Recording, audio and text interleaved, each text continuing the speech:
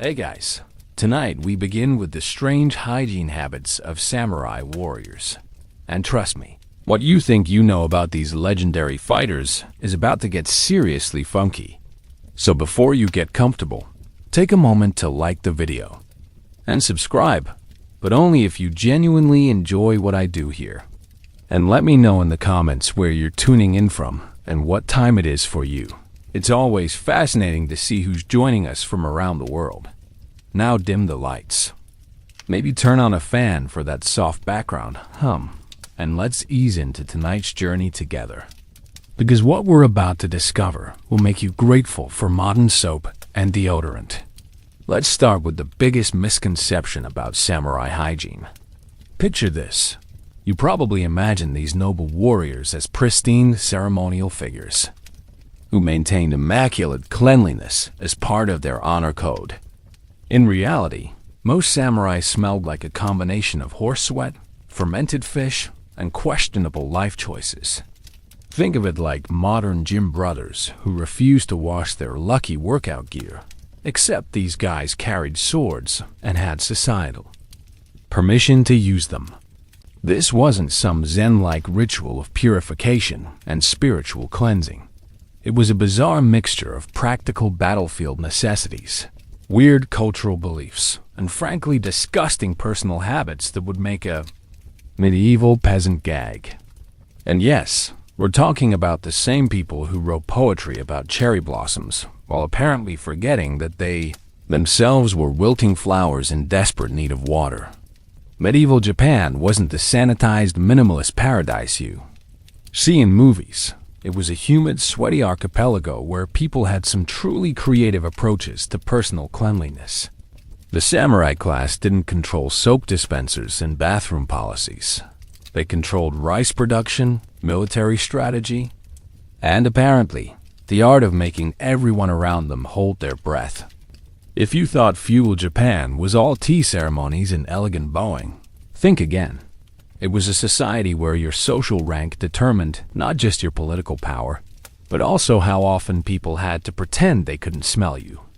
The Heian period had established some hygiene standards among court nobles, but by the time we get to the Kamakura and later periods, practical samurai had basically said, forget elegant bathing rituals. We've got wars to fight and enemies to intimidate.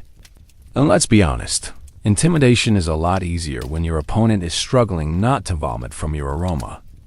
The Buddhist influence on Japanese culture emphasized spiritual purity, but apparently, nobody told the samurai that spiritual purity and physical cleanliness weren't mutually exclusive concepts. Meanwhile, Chinese and Korean visitors were keeping detailed records of their shock at Japanese hygiene practices, which is basically the medieval equivalent of leaving a one-star Yelp review. Take Minamoto no Yoshitsune, one of Japan's most celebrated military heroes, and a guy who apparently believed that victory in battle was directly proportional to how much you could make your enemy's eyes water.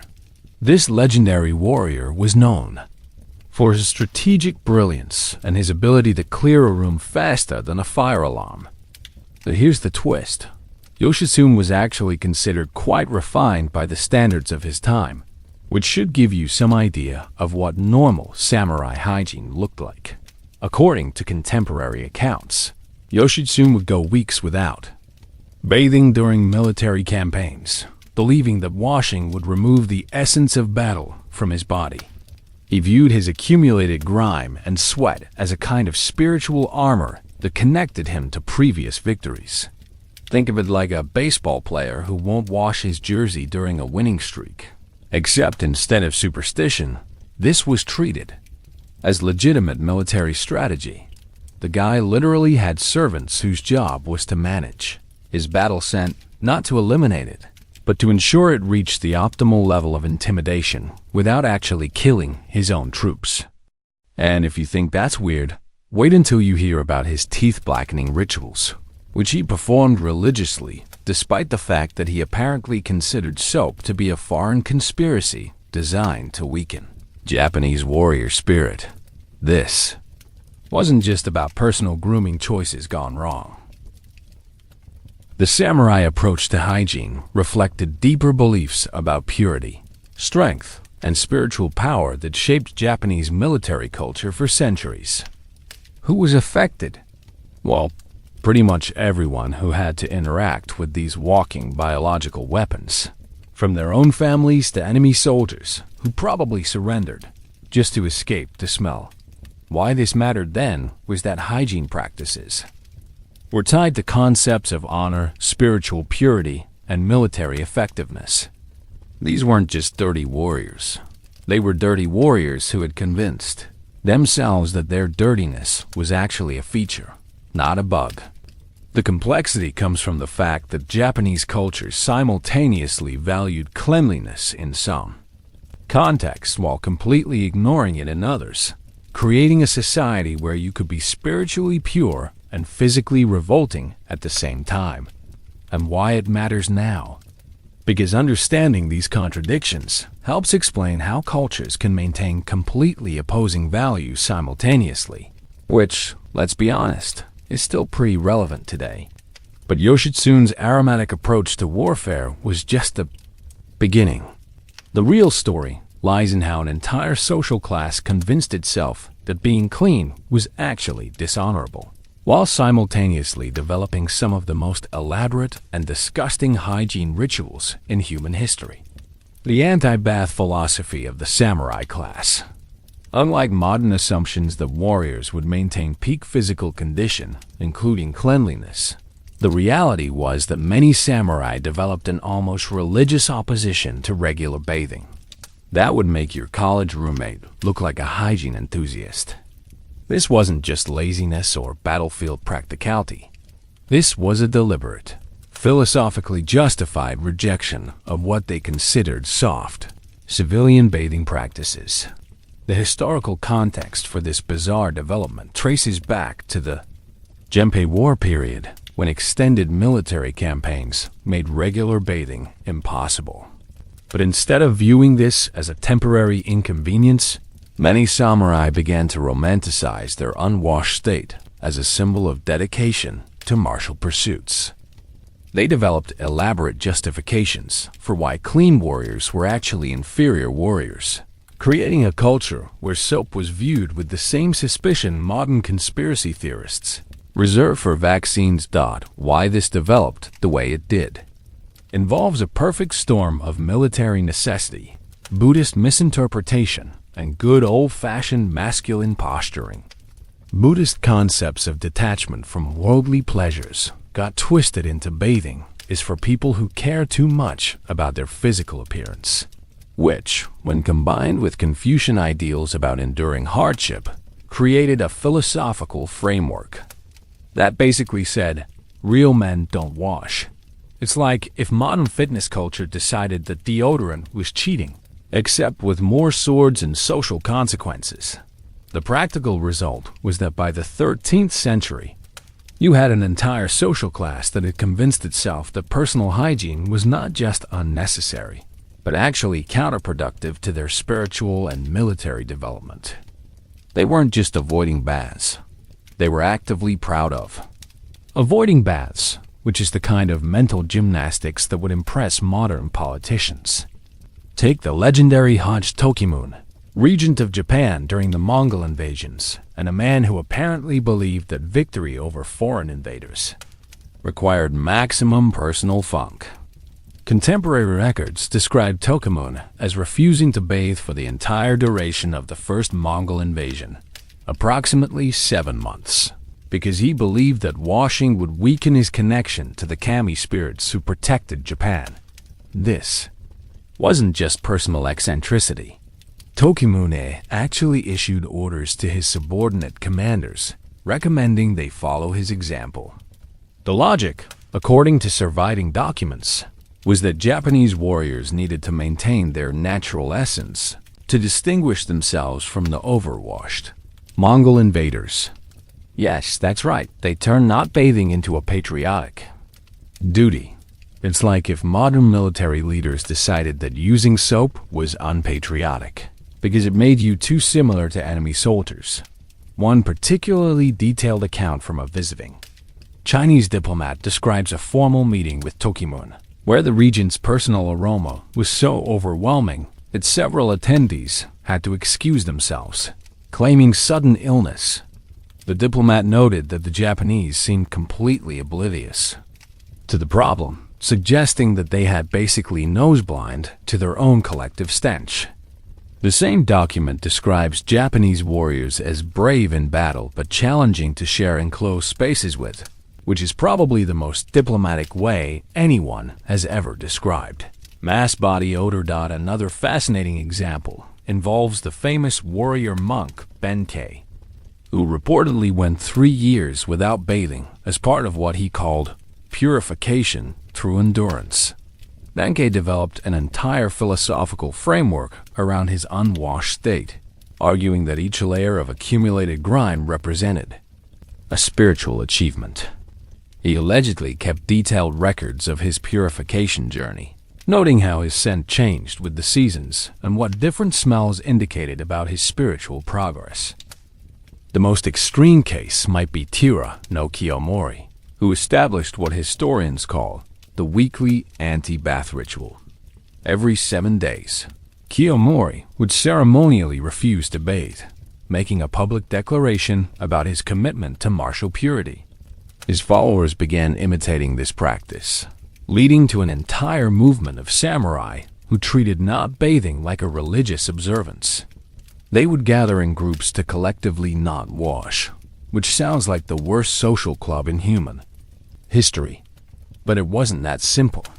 The anti-bath philosophy created some serious contradictions that even the samurai couldn't ignore completely.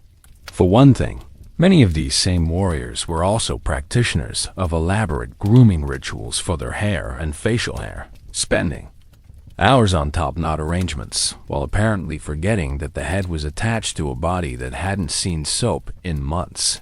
Even more contradictory was the fact that samurai cultures simultaneously emphasized ritual purification for spiritual practices.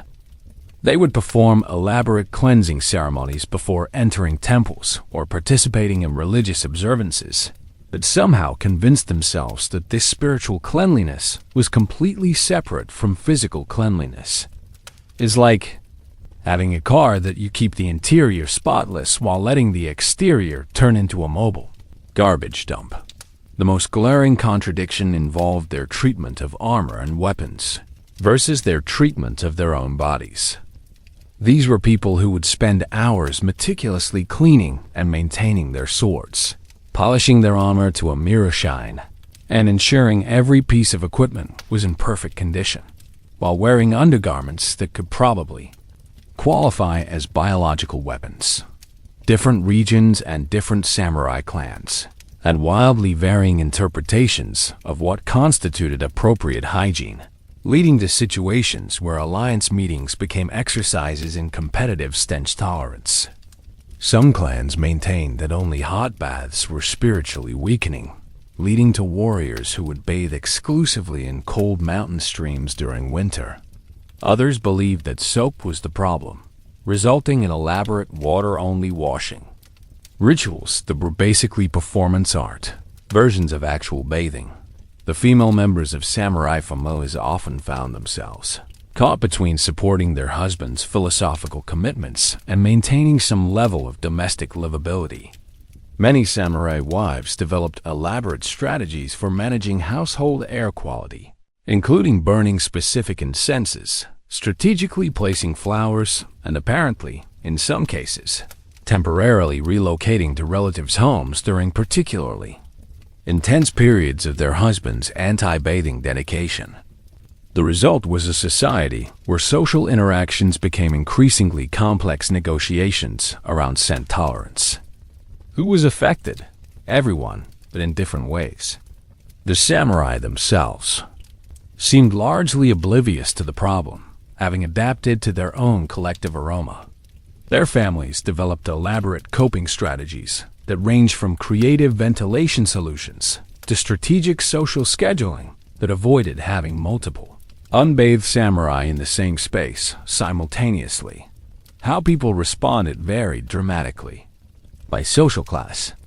merchants and artisans who had to interact with samurai for business purposes developed what amounted to professional scent endurance training. Some shops began charging aroma fees for extended consultations with particularly fragrant samurai customers, though they had to be subtle about it to avoid accusations of disrespecting the warrior class. Institutional reactions were perhaps the most interesting. Buddhist temples began requiring more extensive purification rituals before allowing samurai to participate in ceremonies, ostensibly for spiritual reasons, but clearly motivated by practical concerns about indoor air quality. Some temples actually developed separate entrances and designated areas for warriors, which they diplomatically described as honoring the martial class while actually implementing sophisticated odor management systems.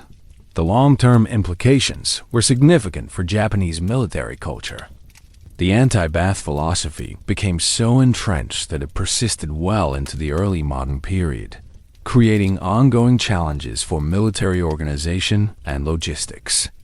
When European traders and missionaries began arriving in the 16th century, their accounts of Japanese warrior hygiene became some of the most entertaining and horrifying cultural observations in the historical record. Perhaps most remarkably, the samurai anti-bath culture actually influenced Japanese bathing practices. More broadly, creating a complex relationship with cleanliness that persisted for centuries. The idea that excessive attention to personal hygiene was somehow effeminate or spiritually weakening became embedded in Japanese masculine ideals, leading to generations of men who approached bathing with a level of philosophical complexity that other cultures reserve for major religious questions. Meanwhile, while the samurai were busy developing their anti-bathing philosophy, they were simultaneously creating some of the most elaborate and disgusting personal grooming rituals in human history. Because apparently, if you were going to reject conventional hygiene, you might as well replace it with something even weirder. The teeth blackening practices, hair oil ceremonies, and nail-growing competitions that became central to samurai culture make their bathing avoidance look almost reasonable by comparison. These weren't just alternative grooming practices. They were elaborate rituals that required daily attention, expensive materials, and social coordination, all while maintaining the fiction that caring about personal appearance was beneath the dignity of true warriors. What's particularly fascinating is how these grooming rituals often took longer than a simple bath would have, suggesting that the anti-bathing philosophy wasn't really about efficiency or practicality. It was about creating a distinct cultural identity that separated samurai from other social classes. They were essentially saying, "We don't do normal hygiene, we do warrior hygiene," which sounds impressive until you realize that warrior hygiene was significantly more disgusting and time-consuming than regular hygiene.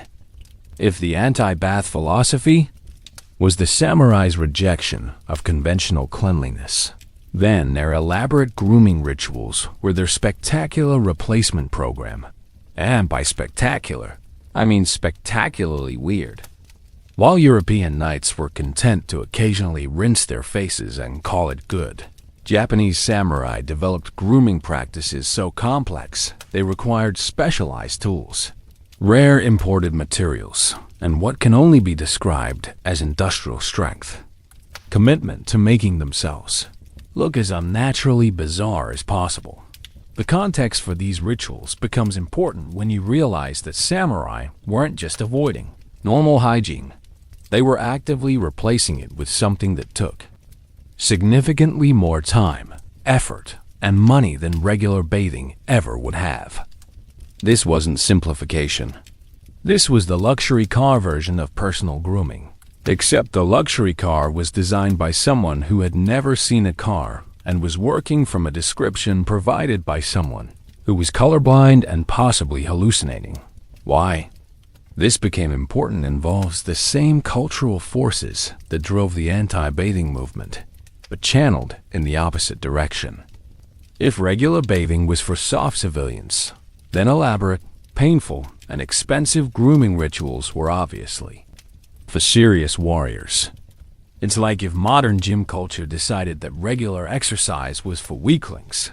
So instead, they developed elaborate ceremonies involving lifting increasingly uncomfortable objects, while wearing ceremonial outfits and chanting about spiritual development. The samurai managed to convince themselves that spending 3 hours daily on teeth blackening procedures was somehow more masculine and practical than spending 20 minutes in a bath. They created grooming rituals so complex that they required assistance, scheduling, and what amounted to personal grooming project management. These weren't just beauty treatments. They were endurance tests disguised as hygiene practices, which perfectly captures the samurai ability to turn literally anything into a test of warrior spirit. Consider the legendary case of Oda Nobunaga's teeth blackening obsession, which became so elaborate it essentially functioned as a part-time job. Nobunaga, famous for his military innovations and political ruthlessness, spent approximately 2 hours every morning applying a mixture of iron fillings, vinegar, and what contemporary sources describe as various aromatic substances of questionable origin to his teeth. The process involved multiple steps, specialized brushes made from specific types of animal hair, and a level of chemical precision that would impress modern dentists if modern dentists were trying to make teeth look like they had been dipped in tar. The ritual wasn't just about appearance. Nobunaga believed that properly blackened teeth were essential for proper pronunciation of military commands. He actually developed a training program for his officers that included both sword work and teeth blackening technique, because apparently you can't effectively order a cavalry charge unless your teeth look like you've been chewing charcoal. His personal teeth blackening assistant, a position that existed and required specialized training, kept detailed records of the exact mixtures used each day, adjusting the formula based on weather conditions, upcoming battles, and what can only be described as dental astrology. The most fascinating aspect of Nobunaga's routine was his belief that different shades of black tooth enamel conveyed different types of military authority. Light black was for everyday command situations, medium black for formal military ceremonies, and deep black, which required overnight preparation, was reserved for declaring war or conducting executions. He literally had a color-coded system for his teeth that corresponded to different levels of violence he was planning to commit. Another remarkable example involves the hair oil ceremonies of the Takeda clan, which elevated scalp maintenance to the level of religious observance. Takeda Shingen, one of the most feared military commanders of his era, required his samurai to participate in weekly communal hair oil applications that lasted entire afternoons. These weren't simple grooming sessions. They were elaborate social events that combined military planning, spiritual meditation, and what can only be described as group hair care therapy. The Takeda hair oil formula was a closely guarded clan secret that involved ingredients imported from China, rare tree saps that had to be harvested during specific moon phases, and what surviving recipes describe as the rendered fat of animals that died in honorable combat. Yes, they were putting dead warrior animal fat in their hair, because apparently regular animal fat wasn't spiritually appropriate for samurai scalps. The ceremony itself involved precise choreography where samurai would sit in designated positions based on their military rank while specialized attendants applied the oil using movements that were supposedly based on sword techniques. The entire process was conducted in silence, except for occasional ritual chanting about hair strength reflecting spiritual strength. Participants reported that the experience was both meditative and nauseating, which pretty much sums up the entire samurai approach to personal grooming. Perhaps the most extreme case was the nail-growing competitions initiated by the Amagawa clan, which turned fingernail maintenance into a competitive sport with serious social consequences. Imagawa Yoshimoto established length requirements for different ranks of samurai, with higher-ranking warriors expected to maintain longer nails as a symbol of their distance from manual labor. The longest nails were reserved for the highest-ranking samurai, who essentially became living advertisements for their ability to avoid doing anything practical with their hands. The competition aspect involved monthly measurements, detailed record-keeping, and prizes for the most impressive nail. Development. Winners received ceremonial nail guards made from precious metals, while losers faced social humiliation and, in extreme cases, temporary reduction in rank. The clan developed specialized diets supposed to promote nail growth, exercise routines for strengthening nail beds, and protective equipment for preventing nail damage during combat training. It literally turned fingernail care into a military discipline. This wasn't isolated weirdness. It was part of a broader pattern where samurai systematically replaced practical activities with elaborate ritual versions that were more time-consuming, expensive, and socially complex than the original activities ever were. Other examples include the ceremonial sword polishing rituals that took days instead of hours, the elaborate armor decoration ceremonies that required artistic skills and rare materials, and the competitive poetry writing that somehow became mandatory military training. The pattern emerges clearly when you realize that every practical aspect of samurai life eventually became ritualized to the point of absurdity. They couldn't just sharpen swords. They had to develop philosophical frameworks for sword sharpening that incorporated spiritual beliefs, seasonal considerations, and social hierarchies. They couldn't just wear armor.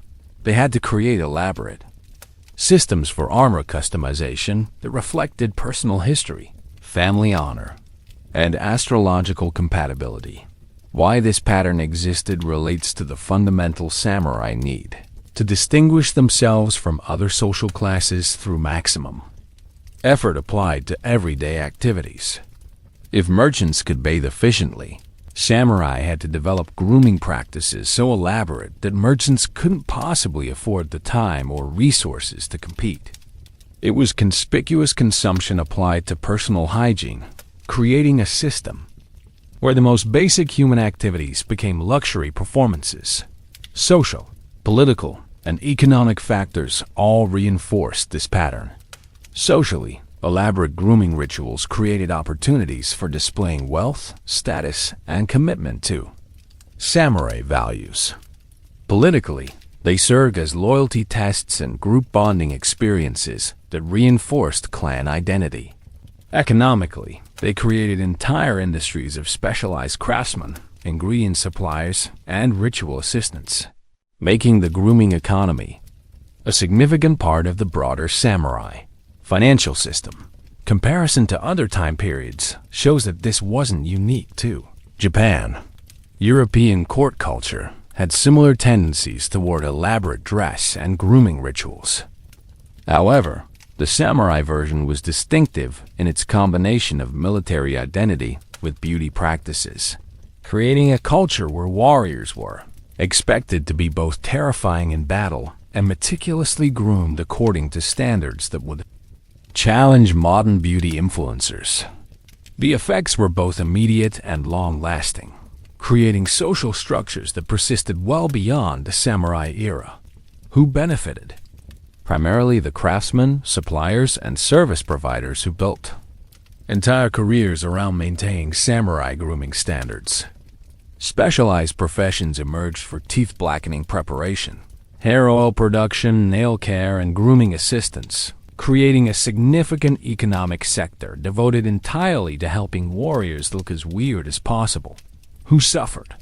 Pretty much everyone else who had to interact with these elaborately groomed but unbathed warriors. The contrast between meticulous attention to specific body parts and complete neglect of overall cleanliness created a sensory experience that contemporary accounts describe as confusing and overwhelming. You had people with perfectly blackened teeth artistically arranged hair, and carefully maintained fingernails, who smelled like they had been living in a stable for months. Unintended consequences included the development of what historians call grooming inequality within samurai ranks. Lower-ranking samurai who couldn't afford the time or materials for elaborate grooming rituals faced social pressure and professional disadvantages, creating internal class divisions based on grooming standards rather than military ability. Some talented warriors were essentially excluded from advancement because they couldn't maintain the required level of personal ritual complexity.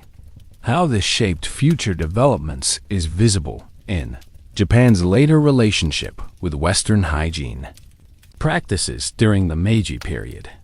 When European grooming standards were introduced, many Japanese found them suspiciously simple and practical, leading to resistance based on the belief that effective grooming should be difficult and time-consuming. The idea that personal care could be both effective and efficient was culturally foreign to people whose ancestors had spent centuries proving their dedication through grooming endurance tests. Modern parallels include contemporary beauty and wellness cultures that emphasize elaborate, expensive, and time-consuming routines as markers of dedication and status. The samurai grooming rituals establish patterns of conspicuous consumption in personal care that continue to influence Japanese beauty culture today. The lesson seems to be that once you convince people that simple solutions are inadequate, you can sell them increasingly complex alternatives indefinitely. Yet, even as samurai were perfecting their elaborate grooming rituals and anti-bathing philosophies, the practical realities of medieval warfare were creating hygiene crises that threatened to undermine everything they had worked so hard to achieve. Because it turns out that when you combine unwashed warriors, elaborate grooming rituals, and extended military campaigns, you don't get enhanced warrior effectiveness.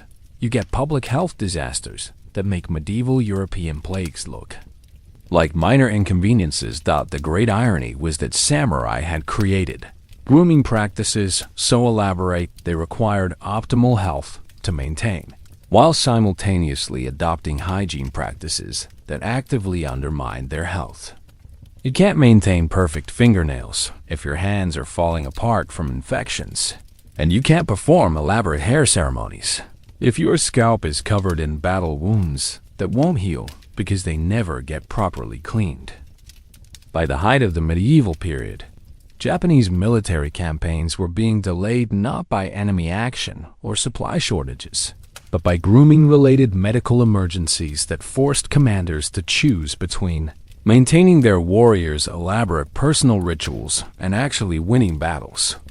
This created a crisis that would fundamentally challenge everything the samurai believed about the relationship between personal care and military effectiveness. By the late 13th century, the samurai's elaborate anti-bathing philosophy and complex grooming rituals had reached a breaking point that would make modern military medical officers weep into their sanitizer dispensers. The situation had deteriorated to the point where Japanese military campaigns were being compromised not by enemy tactics or supply shortages, but by what can only be described as weaponized body odor combined with grooming-related medical emergencies. That turned warrior camps into open-air biological warfare experiments.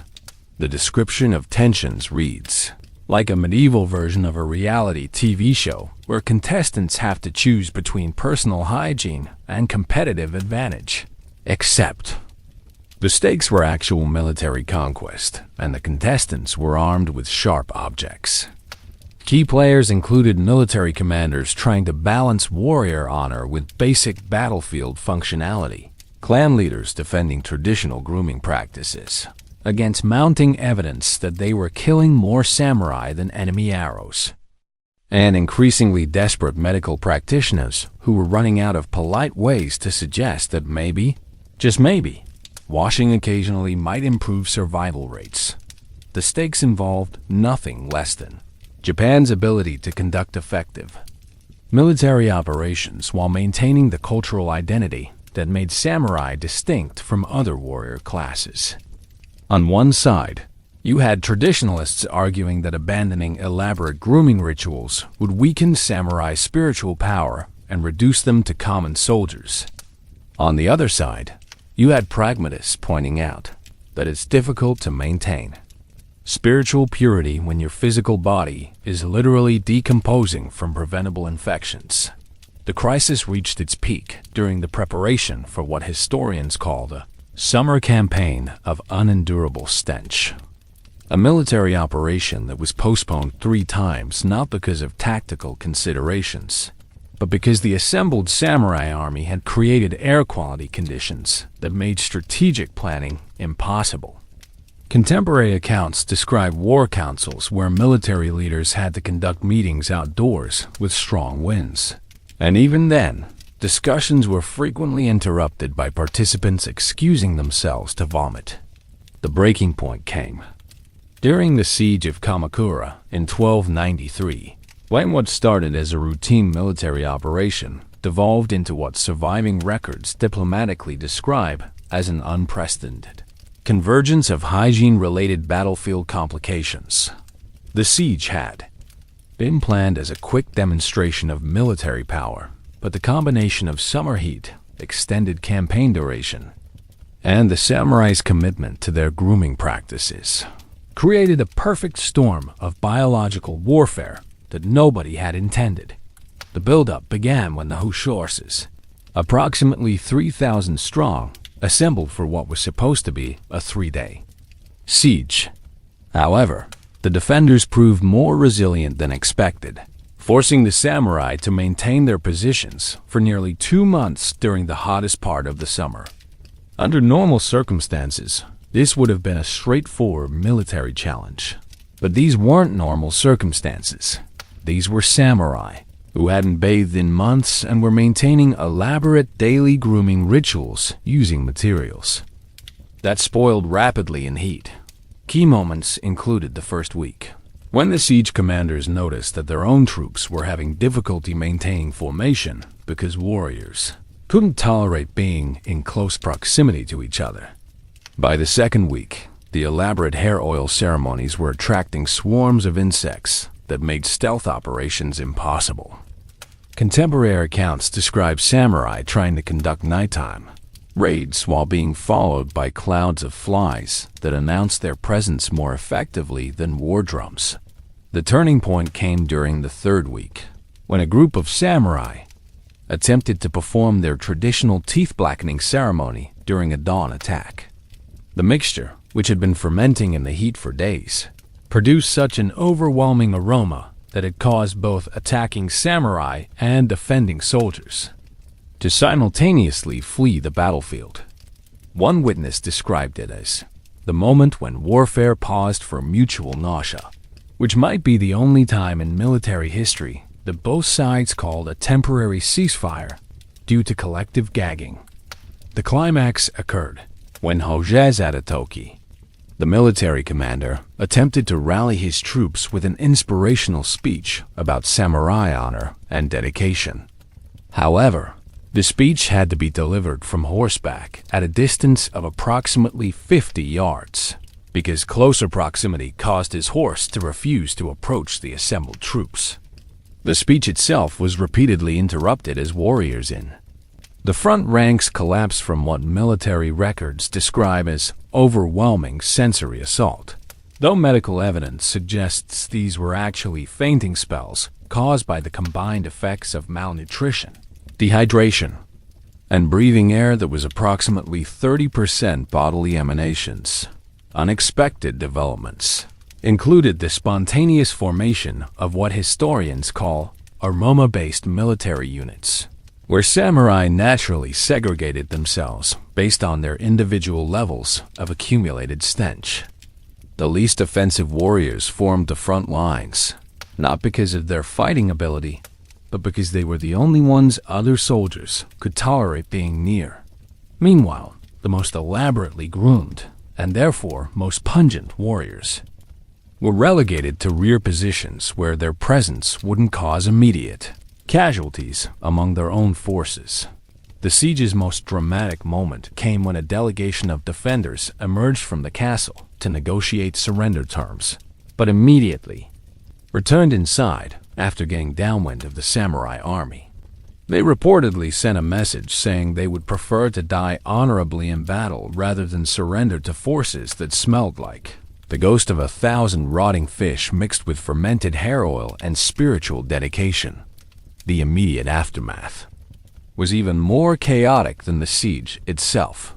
When the samurai finally abandoned their positions, local farmers reported that the area remained uninhabitable for months afterward. The ground where the army had camped was so saturated with various grooming products and bodily emanations, the crops wouldn't grow there for 2 full seasons.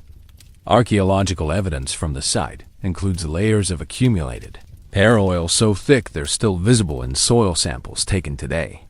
The response was swift and divided along predictable lines.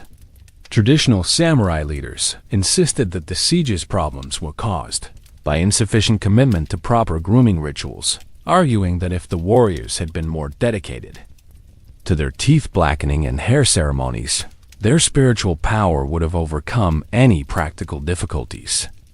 They proposed solutions that included more elaborate grooming requirements, longer ceremonies, and additional ritual components that would have made the existing problems exponentially worse. Meanwhile, younger commanders and medical practitioners formed what became known as the practical hygiene movement, advocating for revolutionary concepts like occasionally washing with water and using grooming products that don't attract every insect within a 50-mile radius. Their suggestions were considered so radical that some traditional leaders accused them of foreign influence and possible treason against Japanese warrior culture. The immediate consequences included a series of emergency war councils where military leaders attempted to develop solutions that would maintain samurai honor while preventing future aroma-based tactical disadvantages. These discussions reportedly had to be conducted outdoors with participants standing upwind from each other, leading to a new diplomatic protocol for military meetings that resembled elaborate choreography more than strategic planning.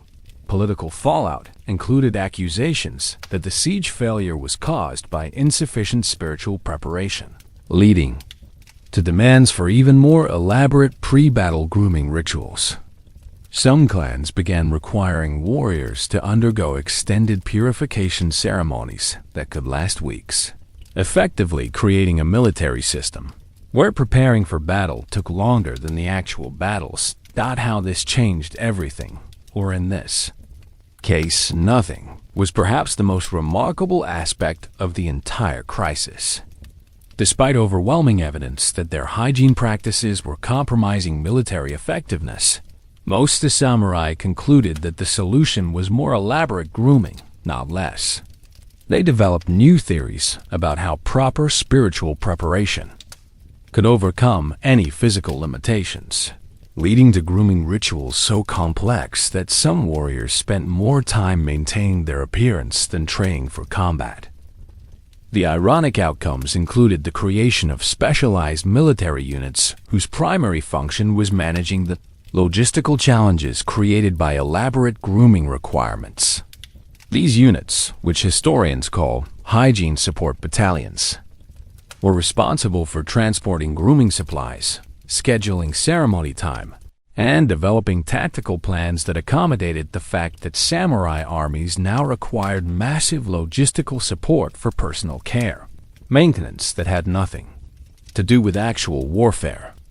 This siege failure wasn't just a military embarrassment. It was a cultural crisis that revealed the fundamental contradictions in samurai ideology. What it revealed about the system was that a warrior class had become so invested in symbolic demonstrations of their values that they had lost sight of the practical requirements for actually being effective warriors. They had created a culture where looking like a proper samurai was more important than functioning like an effective soldier. The deeper meaning involved in the collision between cultural identity and practical necessity that continues to challenge societies today. The samurai had developed elaborate practices that served important social and psychological functions. They reinforced group identity, demonstrated commitment to shared values, and created hierarchies based on dedication rather than just birth or wealth. However, these same practices had become so elaborate and impractical that they actively undermined the very military effectiveness that was supposed to justify samurai social dominance. Long-term effects included the gradual development of what historians call ceremonial versus operational distinctions in samurai culture. Some practices were maintained for formal occasions and social display, while modified versions were developed for actual military campaigns. This represented a significant cultural shift from the earlier period when samurai insisted that their grooming practices were essential to military effectiveness. Why historians still debate this period relates to broader questions about how societies balance cultural identity with practical effectiveness. The samurai hygiene crisis provides a perfect case study of what happens when symbolic practices become so elaborate that they interfere with the practical activities they're supposed to enhance. It's a pattern that appears in many cultures and historical periods, making the samurai experience relevant far beyond medieval Japanese military history. The siege of Kamakura became a turning point not because it changed samurai grooming practices immediately, but because it forced a recognition that cultural practices could become counterproductive if taken to extremes, setting the stage for the gradual modifications that would eventually make samurai armies functional military forces again. Around the main events of samurai hygiene disasters, a fascinating cast of supporting characters played crucial roles in enabling, enduring, and occasionally attempting to solve the aromatic challenges of medieval Japanese warrior culture. These weren't just bystanders. They were active participants in a system so bizarre that it required an entire supporting economy of people, whose job descriptions would sound like comedy sketches if they weren't historically documented. Lady Misako, wife of the famous warrior Minamoto no Yoritomo, represented the long-suffering samurai wives, who developed what can only be described as advanced domestic air quality management. Contemporary records describe her innovative approaches to household ventilation, including the installation of what were essentially medieval exhaust fans, strategic placement of incense burners throughout her residence, and the development of seasonal rotation schedules that ensured she was never trapped indoors with her unbathed husband during the worst weather. Her personal diary, discovered in the 20th century, contains detailed notes about wind patterns, optimal times for opening shutters, and what she diplomatically described as strategies for maintaining marital harmony despite atmospheric challenges. Lady Misako also pioneered the practice of conducting important household discussions outdoors, claiming it was for spiritual reasons while actually creating conditions where conversation was possible without respiratory distress. Yamada Taro, whose official title was personal grooming assistant to the Takeda clan, showed a different angle of the samurai hygiene economy through his role as what was essentially a professional smell manager. Yamada's responsibilities included mixing hair oils, maintaining teeth blackening supplies, and most challengingly, determining when his employers had achieved optimal levels of warrior aroma without crossing into territories that would compromise their ability to interact with allies. His surviving work notes reveal a man who approached his job with the dedication of a modern perfumer and the practical challenges of a hazmat specialist. Yamada developed elaborate classification systems for different types of samurai scents, created seasonal adjustment formulas for grooming products, and maintained detailed records of which combinations of unwashed warrior and elaborate grooming products produced the most effective intimidation results, versus which combinations just made everyone within 100 yards physically ill. Brother Francis, a Jesuit missionary who arrived in Japan in 1549, contributed a European perspective.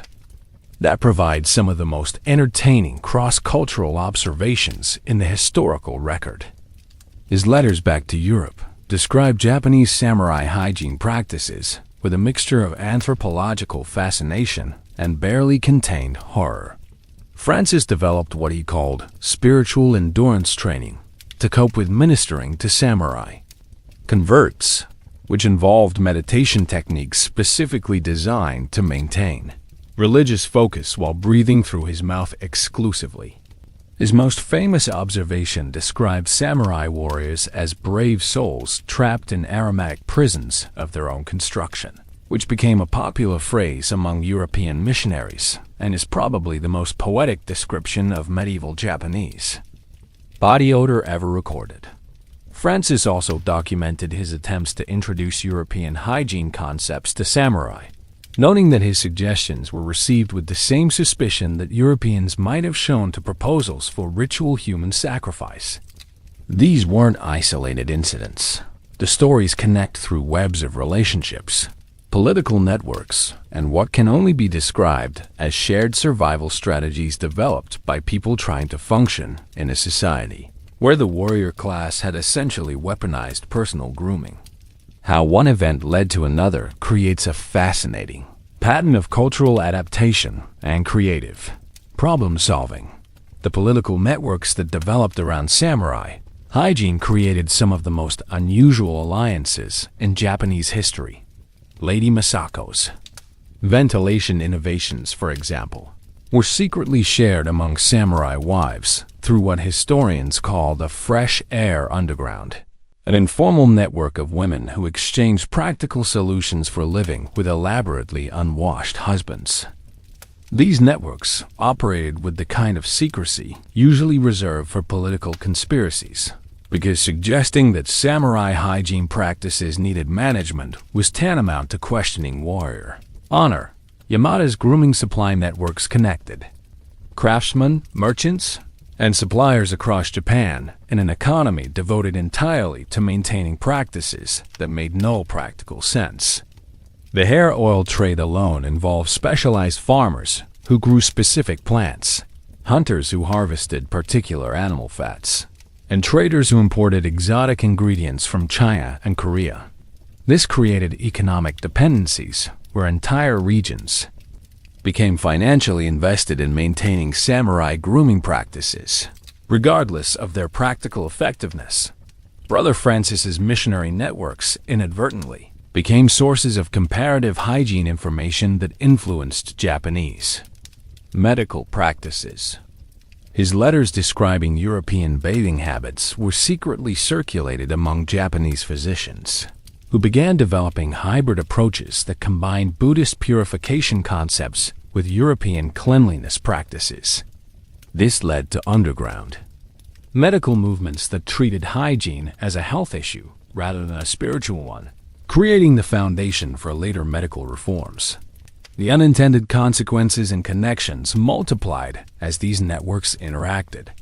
Lady Masako's ventilation techniques influenced temple architecture, as Buddhist monks began adopting similar air management strategies for dealing with visiting samurai.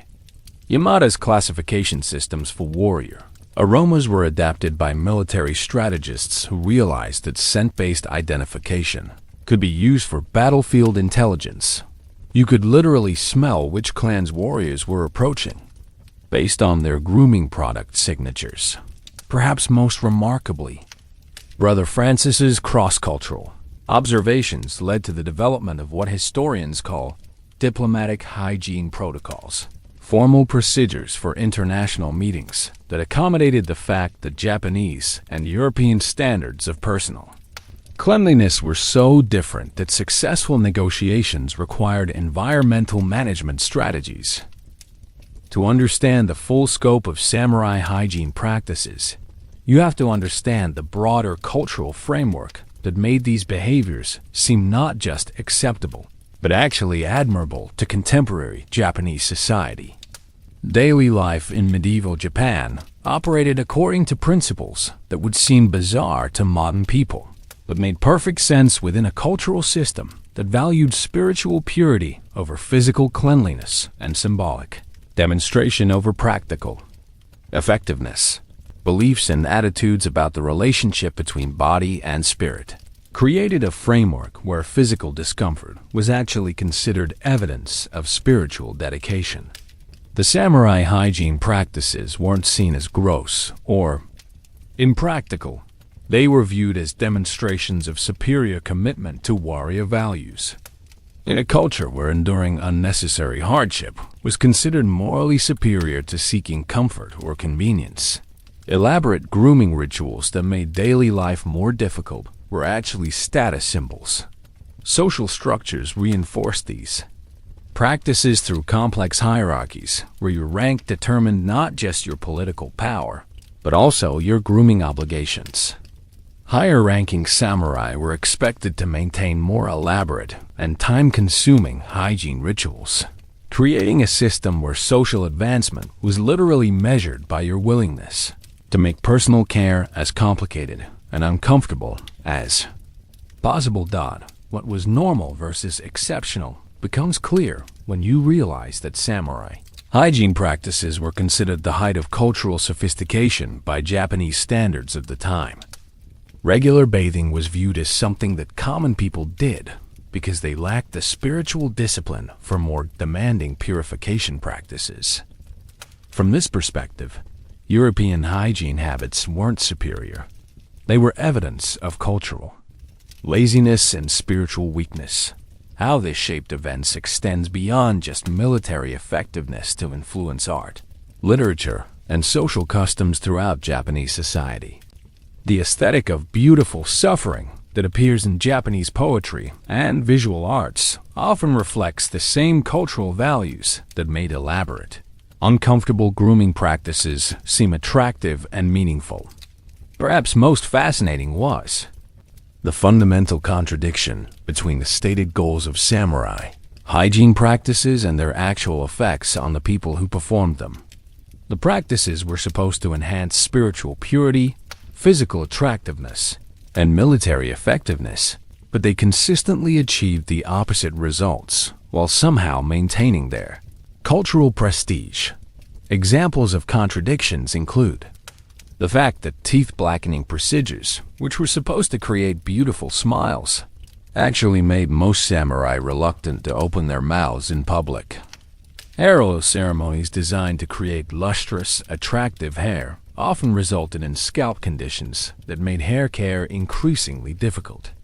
Nail-growing competitions meant to demonstrate refinement and leisure actually made it harder to perform basic daily tasks, including the sword work that was supposedly central to samurai identity. How things weren't what they seemed extends to the relationship between individual samurai and the practices they publicly supported. Private letters and diaries revealed that many samurai privately questioned or resented their grooming obligations while publicly defending them as essential to warrior culture. Some developed secret modification strategies that maintained the appearance of compliance while actually reducing the practical burden of their hygiene. Rituals. Modern parallels to these contradictions appear in contemporary cultures where elaborate beauty or fitness routines are maintained, despite evidence that they're counterproductive to the goals they're supposed to achieve.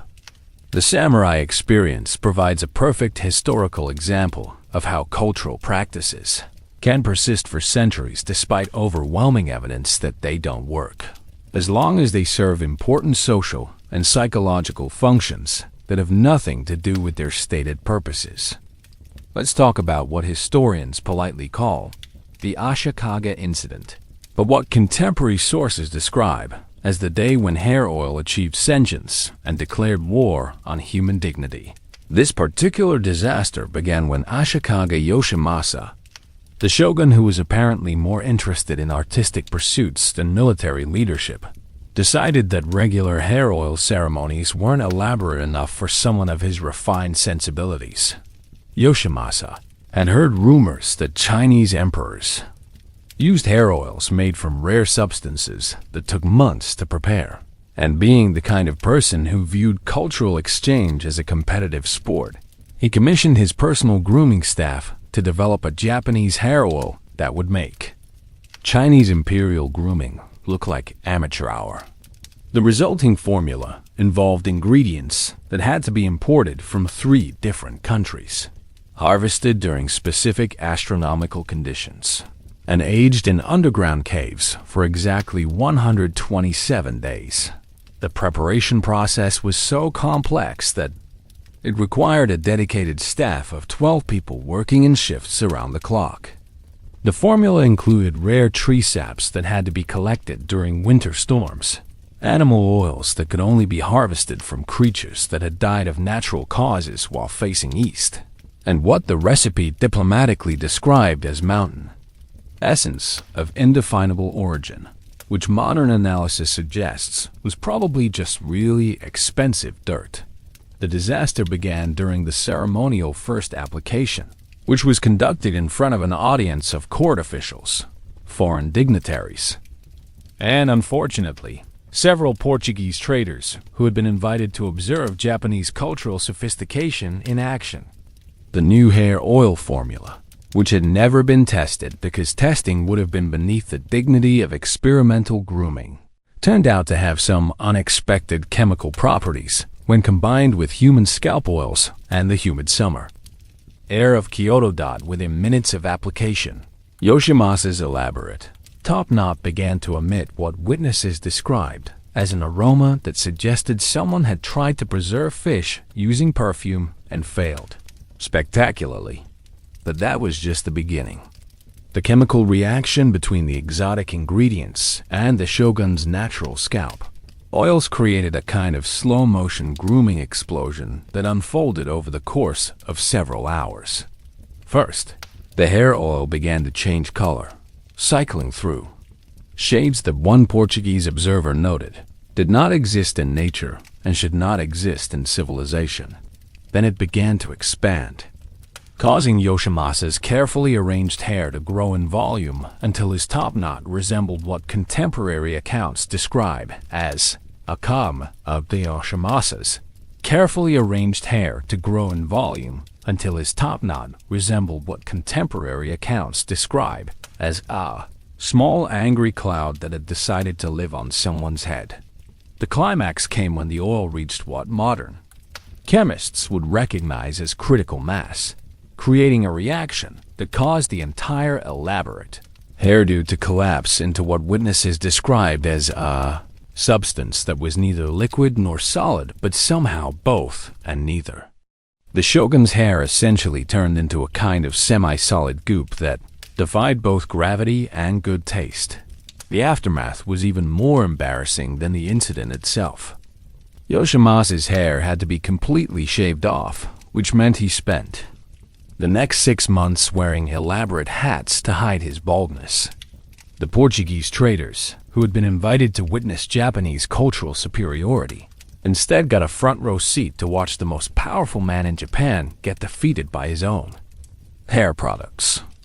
Their letters back to Europe describing the incident became some of the most widely circulated comedy material of the 16th century.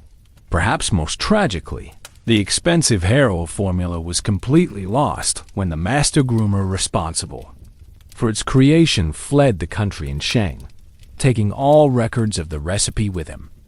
This meant that not only had the shogun spent a fortune on a hair product that turned his head into a chemical weapon, but there was no way to reproduce the disaster for scientific study or even for proper historical documentation.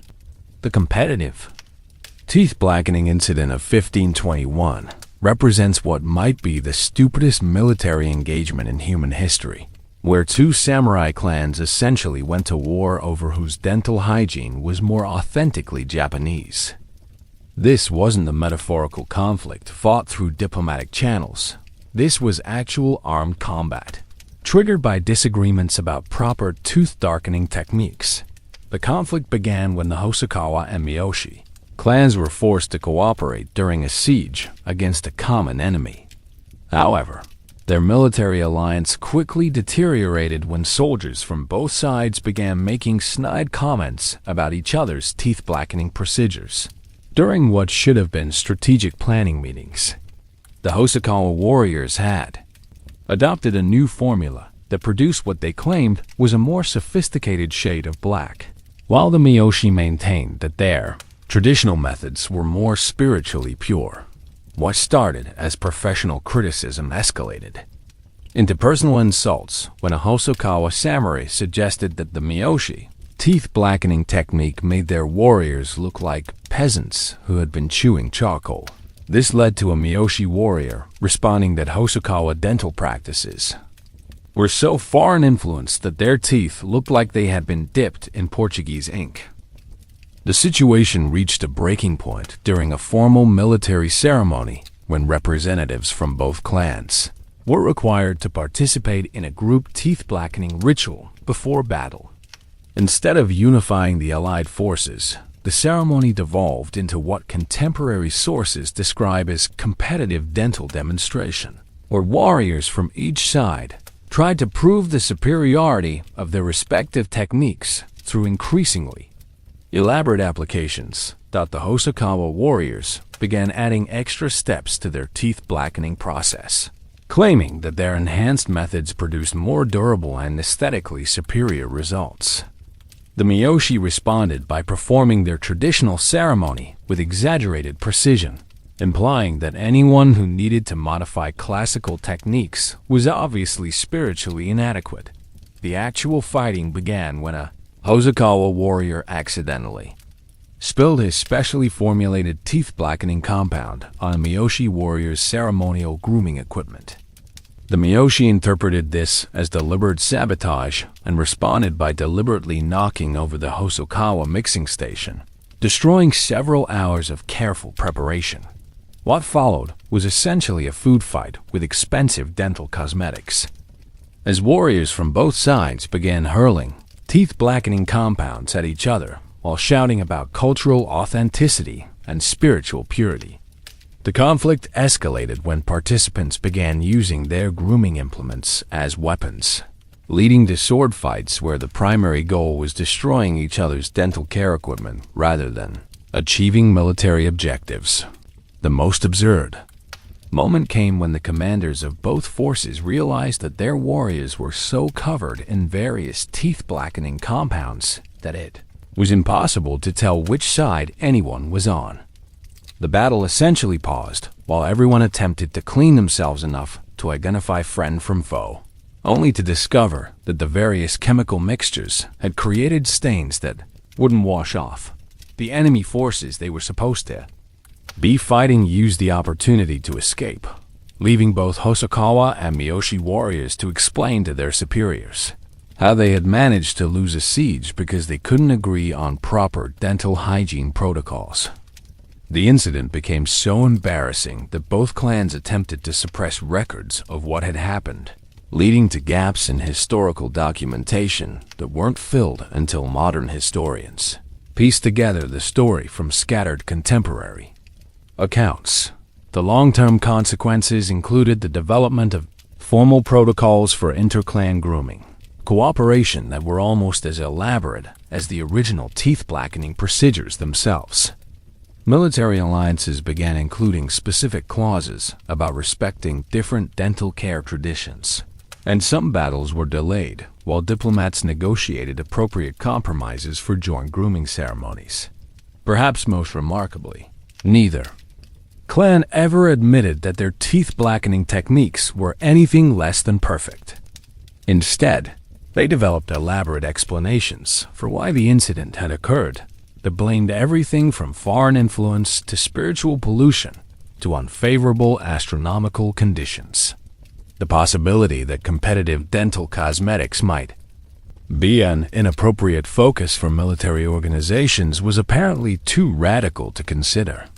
The fingernail crisis that brought the Takeda military machine to a complete standstill demonstrates how samurai culture could transform personal grooming into a legitimate national security threat.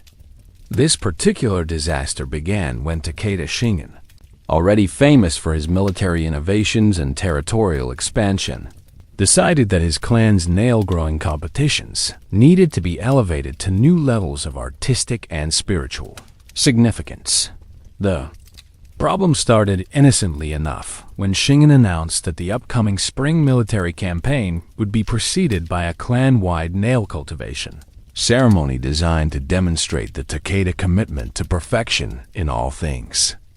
Warriors were given specific length requirements based on their rank, with higher-ranking samurai expected to maintain longer nails, as symbols of their distance from manual labor and their dedication to aesthetic refinement.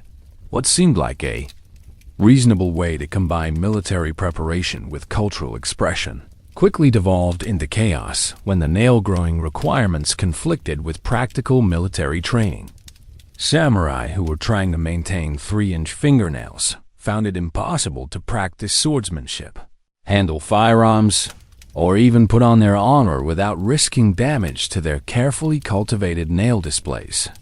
The situation became critical when several high-ranking warriors suffered what military medical records diplomatically describe as nail-related training injuries.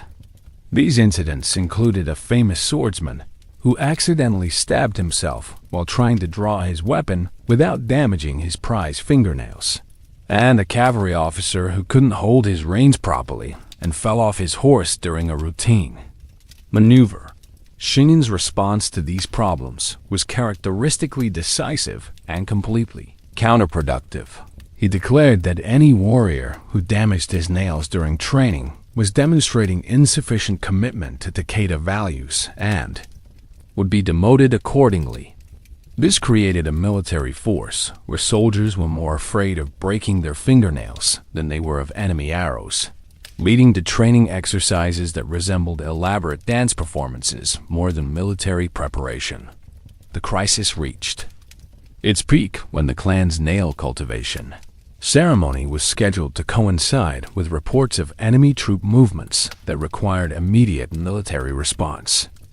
Shingen faced the choice between defending his territory and maintaining his nail-growing schedule, and he chose what he considered the honorable option, postponing military action until the grooming ceremony was completed. This decision resulted in what historians call the 3-day nail emergency, during which the entire Takeda military force was essentially paralyzed by fingernail maintenance requirements. Warriors spent their time carefully applying protective oils, performing elaborate filing rituals, and participating in competitive displays of nail artistry, while enemy forces moved freely through Takeda territory. The absurdity reached its climax when Takeda scouts reported enemy positions but couldn't write detailed intelligence reports because their extended fingernails made it impossible to hold writing brushes properly. Military communications essentially broke down because the messenger system depended on written orders that couldn't be produced by people whose fingernails had been optimized for aesthetic display rather than practical functionality. The resolution came when one of Shingen's most trusted advisors, a man who had apparently reached his limit for accommodating grooming-related military dysfunction, pointed out that dead samurai don't need fingernails regardless of how artistically they've been cultivated. This observation led to what contemporary sources describe as Shingen's moment of nail-related enlightenment, where he suddenly understood that he had created a military organization that couldn't actually function militarily. Shingen single quotes S solution was typically creative and completely missed the point. Instead of abandoning the nail cultivation requirements, he created a new category of ceremonial warriors whose job was maintaining perfect fingernails for cultural display. While practical, warriors were allowed to keep their nails at functional lengths for actual fighting. This meant the Takeda clan now had two separate military organizations that couldn't effectively coordinate because their grooming requirements were incompatible. The long-term impact included the development of what military historians call specialized grooming units, soldiers whose primary responsibility was maintaining elaborate personal appearance standards while other units handled actual combat operations. This represented the logical endpoint of the samurai tendency to treat grooming as a military discipline, creating armed forces that were simultaneously the most elaborately groomed and least functionally organized in Japanese history. These disasters share a common pattern that reveals something profound about the relationship between cultural ambition and practical reality. In each case, samurai leaders took existing grooming practices that were already elaborate and decided they needed to be even more elaborate, without considering whether increased complexity would actually improve results or just create new categories of problems. The hair oil catastrophe, the teeth blackening battle, and the nail emergency all demonstrate the samurai talent for turning personal care into performance art that nobody asked for, and nobody could realistically maintain. These weren't isolated incidents of individual eccentricity. They were systematic cultural problems that emerged when societies convinced themselves that more complicated automatically means better. Perhaps most remarkably, none of these disasters led to fundamental questioning of whether elaborate grooming practices were compatible with effective military organization.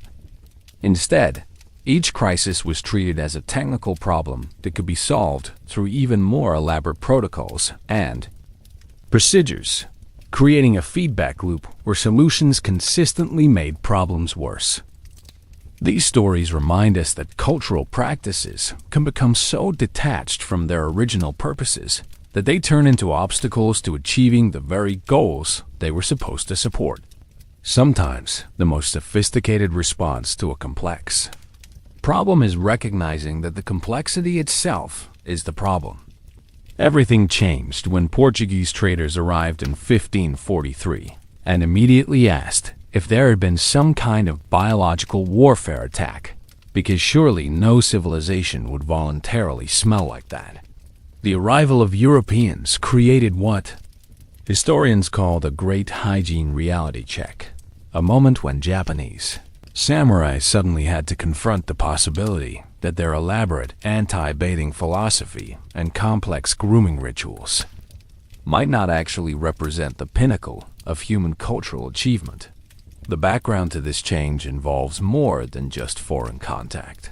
It was a perfect convergence of military necessity, economic pressure, and what can only be described as collective nose fatigue among the Japanese population. By the mid-16th century, samurai hygiene practices had become so elaborate and counterproductive that they were compromising Japan's ability to function as a coherent society, let alone an effective military power. Why this moment was different relates to the specific nature of European contact. Previous foreign visitors had been individuals or small groups who could be dismissed as culturally ignorant if they complained about Japanese hygiene standards. But the Portuguese came with advanced military technology, successful trading networks, and most challenging of all, demonstrable proof that it was possible to maintain effective warrior culture while also occasionally washing with soap. Key factors that led to transformation included the Portuguese introduction of firearms, which changed the nature of warfare in ways that made traditional samurai grooming practices not just irrelevant but actively dangerous. You can't effectively use a matchlock rifle while maintaining 3-inch fingernails, and gunpowder smoke mixed with elaborate hair oils created aromatic combinations that made military formations impossible to maintain. The economic factor was equally important. Portuguese traders were willing to pay premium prices for Japanese goods, but they insisted on conducting business in well-ventilated areas and often refused to enter buildings where samurai had been maintaining their traditional grooming practices. This created the first significant economic incentive for hygiene modification that Japanese merchants and even some samurai couldn't ignore. Perhaps most importantly, the Portuguese demonstrated that military effectiveness and personal cleanliness weren't mutually exclusive. Their soldiers were clean, disciplined, and armed with weapons that could kill samurai from distances where traditional Japanese warrior aroma couldn't reach them. This represented a fundamental challenge to the entire philosophical framework. that had justified centuries of elaborate unwashing. How change unfolded was neither smooth nor immediate. It was a chaotic process that involved resistance, adaptation, and what can only be described as hygiene civil war within Japanese society. The transformation didn't happen overnight. It was a decades-long struggle between traditionalists who viewed any modification of samurai grooming practices as cultural surrender, and pragmatists who pointed out that cultural purity is meaningless if your culture gets conquered by people who use soap. Resistance to change came from predictable sources but took some unexpected forms. Traditional samurai leaders didn't just oppose hygiene modifications. They developed increasingly elaborate justifications for maintaining existing practices. Some clans instituted what they called purity tests that required warriors to demonstrate their commitment to traditional grooming by enduring even more extreme versions of established rituals. The Shimizu clan, for example, began requiring their samurai to go 6 months without bathing instead of the traditional 3, while adding additional teeth-blackening ceremonies that had to be performed during military campaigns. Champions of change emerged from surprising quarters, including some of the most traditionally minded samurai families. Oda Nobunaga, who had previously been famous for his elaborate teeth-blackening obsessions, became one of the first major daimyo to officially permit tactical hygiene modifications for military campaigns involving firearms. His conversion wasn't based on foreign influence. It was based on the practical discovery that gunpowder residue mixed with traditional grooming products created chemical reactions that were both toxic and explosive. Specific steps in the transformation process included the gradual development of what became known as situational hygiene protocols, formal rules that allowed samurai to modify their grooming practices under specific circumstances without losing honor. The first protocols applied only to naval warfare, where the confined spaces of ships made traditional samurai aroma a legitimate safety hazard. These were gradually expanded to include siege warfare, diplomatic missions, and eventually any military operation lasting more than 2 weeks. Obstacles encountered were both practical and psychological. Many samurai discovered that after years or decades of avoiding baths, their skin had adapted in ways that made normal washing initially painful and medically complicated. The psychological barriers were even more challenging. Warriors who had built their entire identity around enduring grooming hardships found it difficult to accept that these hardships had been unnecessary. Breakthrough moments included the famous Battle of the Clean Guns in 1575, when Oda Nobunaga's forces, operating under modified hygiene protocols, defeated a traditionally groomed samurai army, partly because their weapons functioned more reliably. The traditional forces had experienced multiple firearm malfunctions caused by the interaction between gunpowder and hair oil residue, while Nobunaga's hygienically modified troops maintained their equipment more effectively. The role of individuals versus larger forces created interesting dynamics throughout the change process. Individual samurai who adopted modified hygiene practices often became more effective warriors, but they also faced social isolation from their peers, who viewed them as having abandoned essential cultural values. This created a feedback loop, where practical success was offset by social costs, slowing the overall pace of change. Larger historical forces, particularly the increasing pace of warfare and the economic pressures created by European trade, ultimately proved more powerful than individual resistance. Clans that maintained traditional hygiene practices found themselves at increasing disadvantages in both military and economic competition, creating practical incentives that eventually overwhelmed cultural conservatism. The new system that emerged by the late 16th century was a complex hybrid that would have satisfied nobody if they had designed it intentionally, but somehow managed to preserve samurai cultural identity while also making them functional military units again.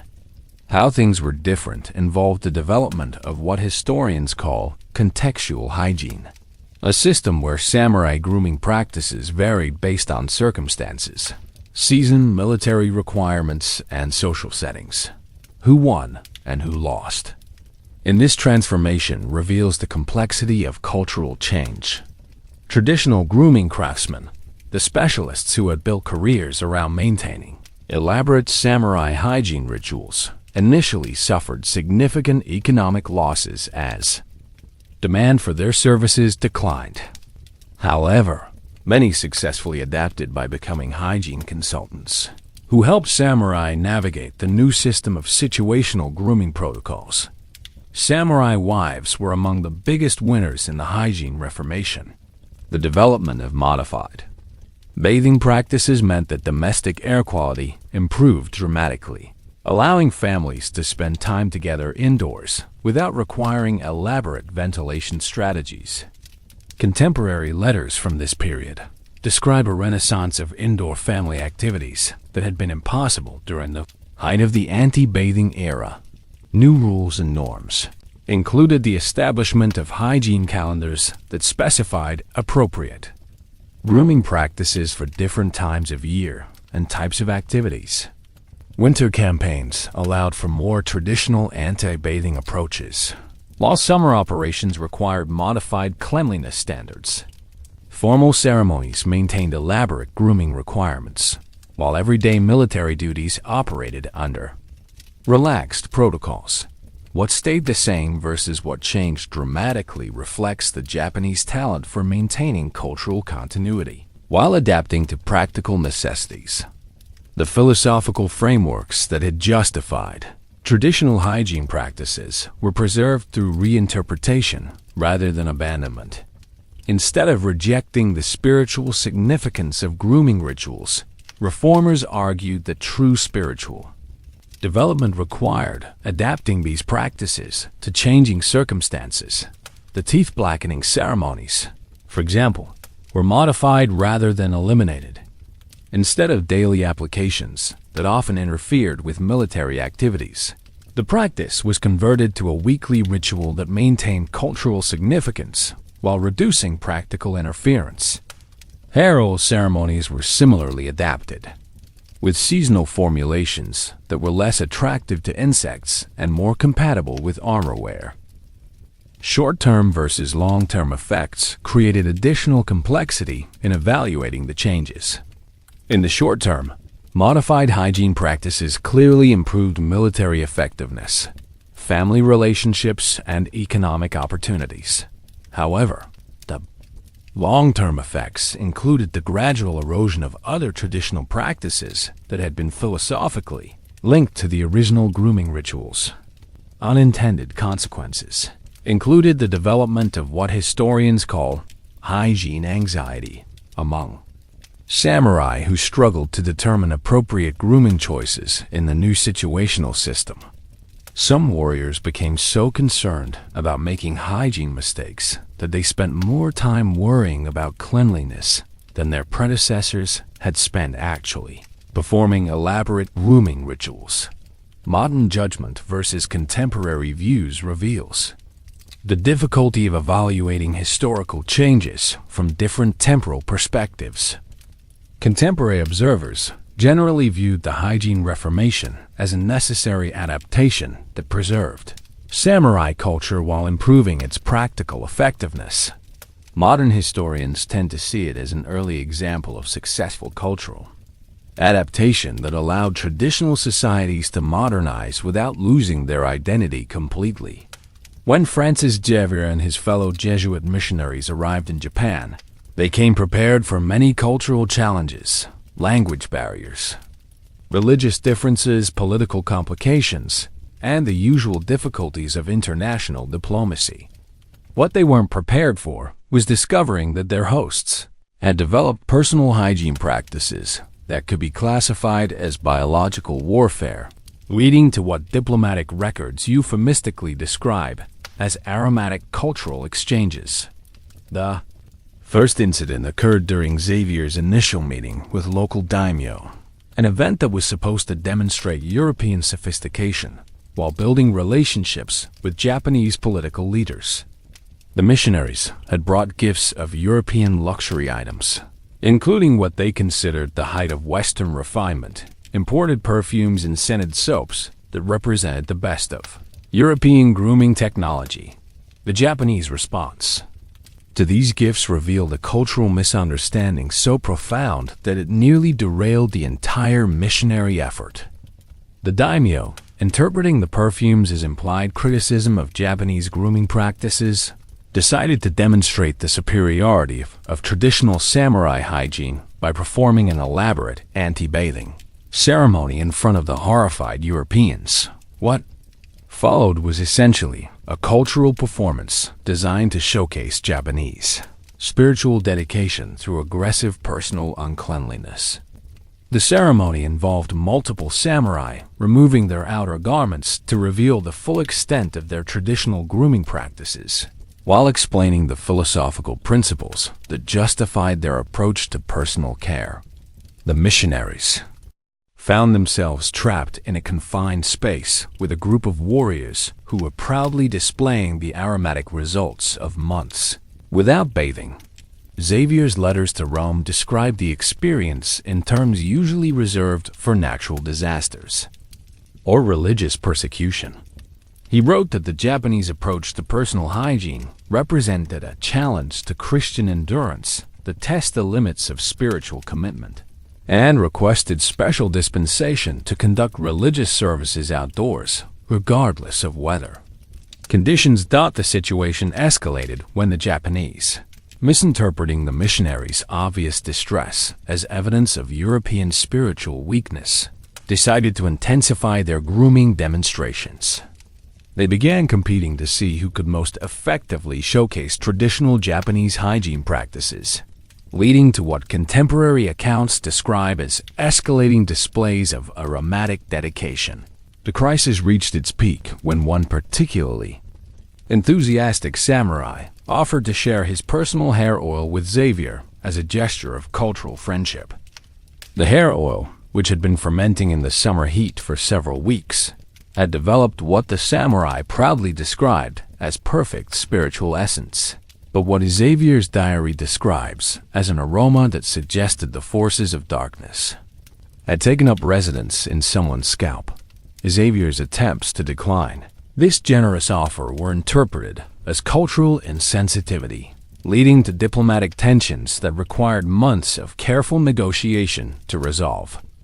The missionaries eventually had to develop elaborate protocols for accepting Japanese grooming gifts without actually using them, while the Japanese had to learn to interpret European hygiene practices as cultural differences rather than implicit criticism.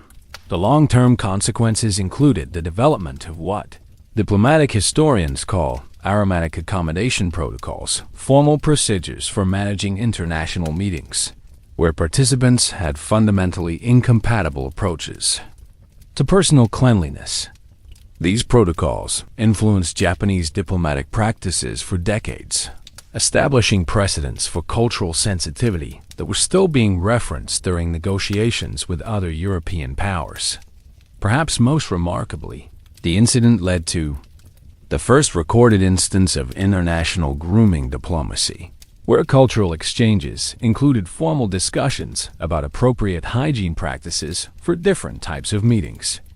Xavier's mission began including European bathing demonstrations as part of their religious instruction, while Japanese hosts began providing advance warning about traditional grooming ceremonies that might challenge European sensitivities. The ultimate irony was that both cultures concluded the other's hygiene practices were evidence of spiritual inadequacy. The Europeans viewed Japanese anti-bathing as evidence of insufficient attention to bodily temple maintenance, while the Japanese interpreted European cleanliness as evidence of excessive concern with worldly comfort and insufficient dedication to spiritual discipline. The 1592 diplomatic incident between Japanese samurai and Korean court officials demonstrates how personal hygiene can become a legitimate cause of international conflict, creating what modern diplomatic historians consider one of the most embarrassing cultural misunderstandings in East Asian political history. The crisis began when Toyotomi Hideyoshi decided to improve diplomatic relations with Korea by sending a delegation of his most refined and culturally sophisticated samurai to the Korean court. Unfortunately, Hideyoshi's definition of refined and sophisticated included warriors who would spend months perfecting their anti-bathing techniques and elaborate grooming rituals in preparation for representing Japanese cultural superiority. The Japanese delegation arrived in Seoul during the hottest part of summer, after a sea voyage that had allowed their traditional grooming practices to achieve what they considered optimal aromatic development. The Korean court officials, who maintained different hygiene standards based on Chinese cultural models, were completely unprepared for what they encountered when the Japanese delegation disembarked.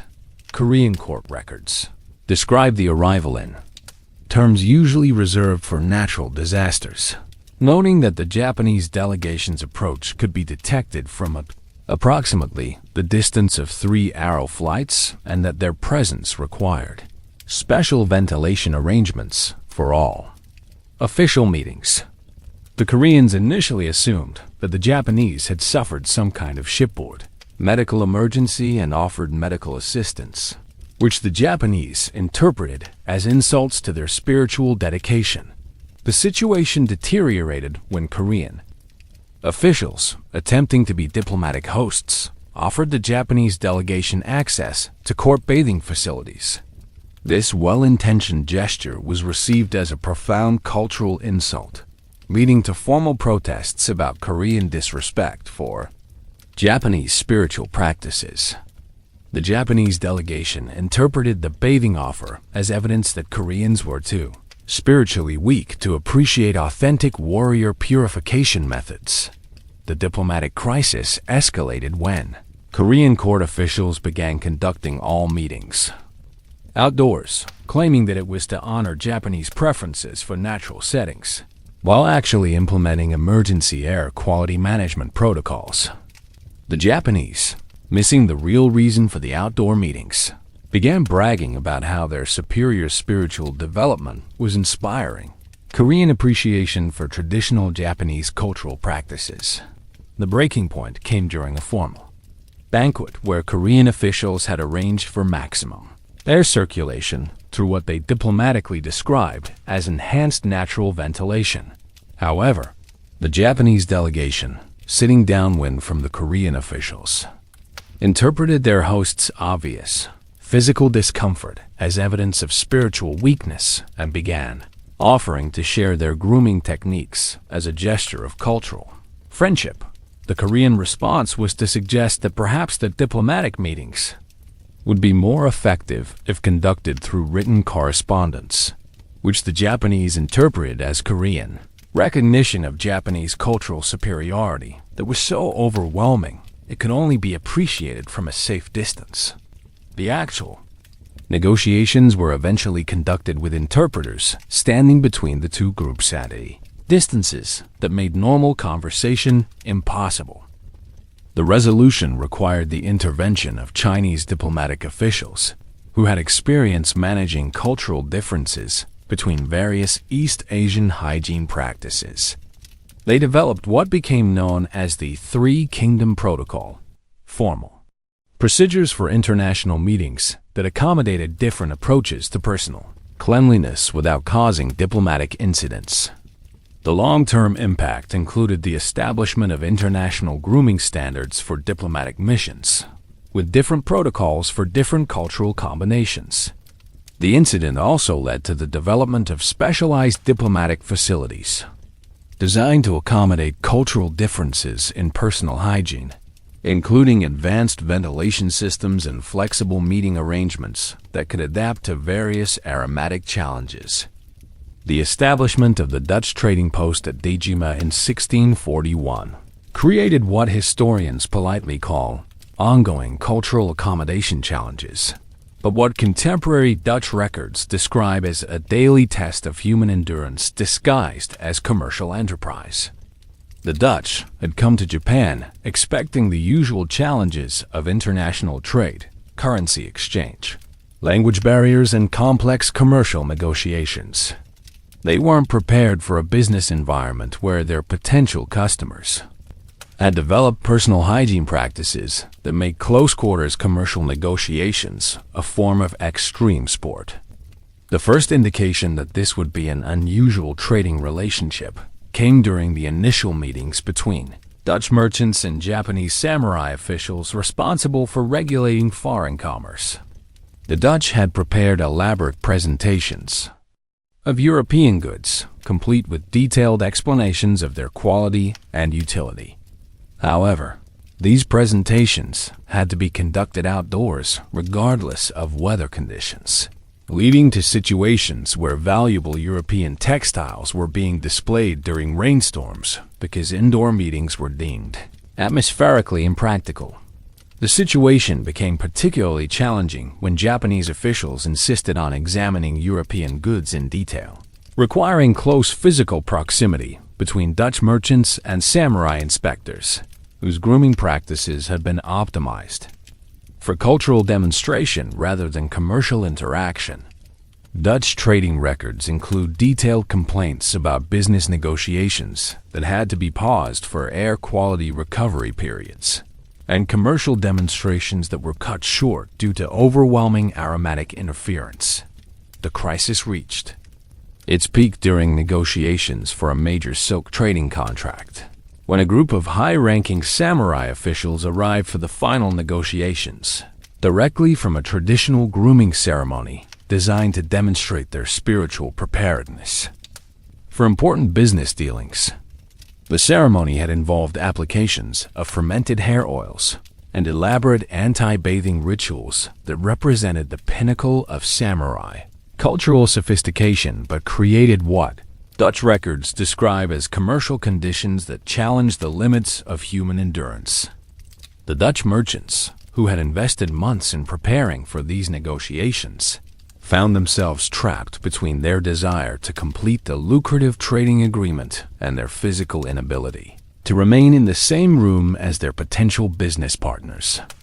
The situation was complicated by the fact that suggesting alternative meeting arrangements was interpreted by the Japanese as criticism of their cultural practices, potentially jeopardizing the entire trading relationship. The solution was developed by a Dutch merchant named Peter van Hoorn, who had apparently reached his limit for aromatic accommodation and proposed what he called innovative commercial protocols. Van Hoorn suggested that the detailed contract negotiations could be conducted through a system of written proposals and responses, which he diplomatically presented as a way of ensuring precision in commercial language, rather than as an emergency air quality management strategy. The Japanese, interpreting this proposal as evidence of Dutch appreciation for careful documentation and formal procedures, enthusiastically embraced the new system. They began developing increasingly elaborate written protocols for commercial negotiations, creating a trading system that was conducted almost entirely through formal correspondence, even when all parties were in the same building. This led to the development of what historians call atmospheric commercial diplomacy, trading practices specifically designed to accommodate cultural differences in personal hygiene without acknowledging that such accommodation was necessary. The Dutch trading post developed sophisticated ventilation systems that were officially described as humidity control for European goods preservation, but actually functioned as emergency air quality management for commercial negotiations. The long-term consequences included the establishment of architectural standards for international trading facilities that incorporated advanced air circulation systems as standard features. The Dejima trading post became a model for later European commercial establishments in Asia, though the original aromatic motivations for its design features were diplomatically omitted from official architectural documentation. Perhaps most remarkably, the Dutch experience at Dejima contributed to the development of international commercial protocols that were later adopted by other European trading companies operating in Asia.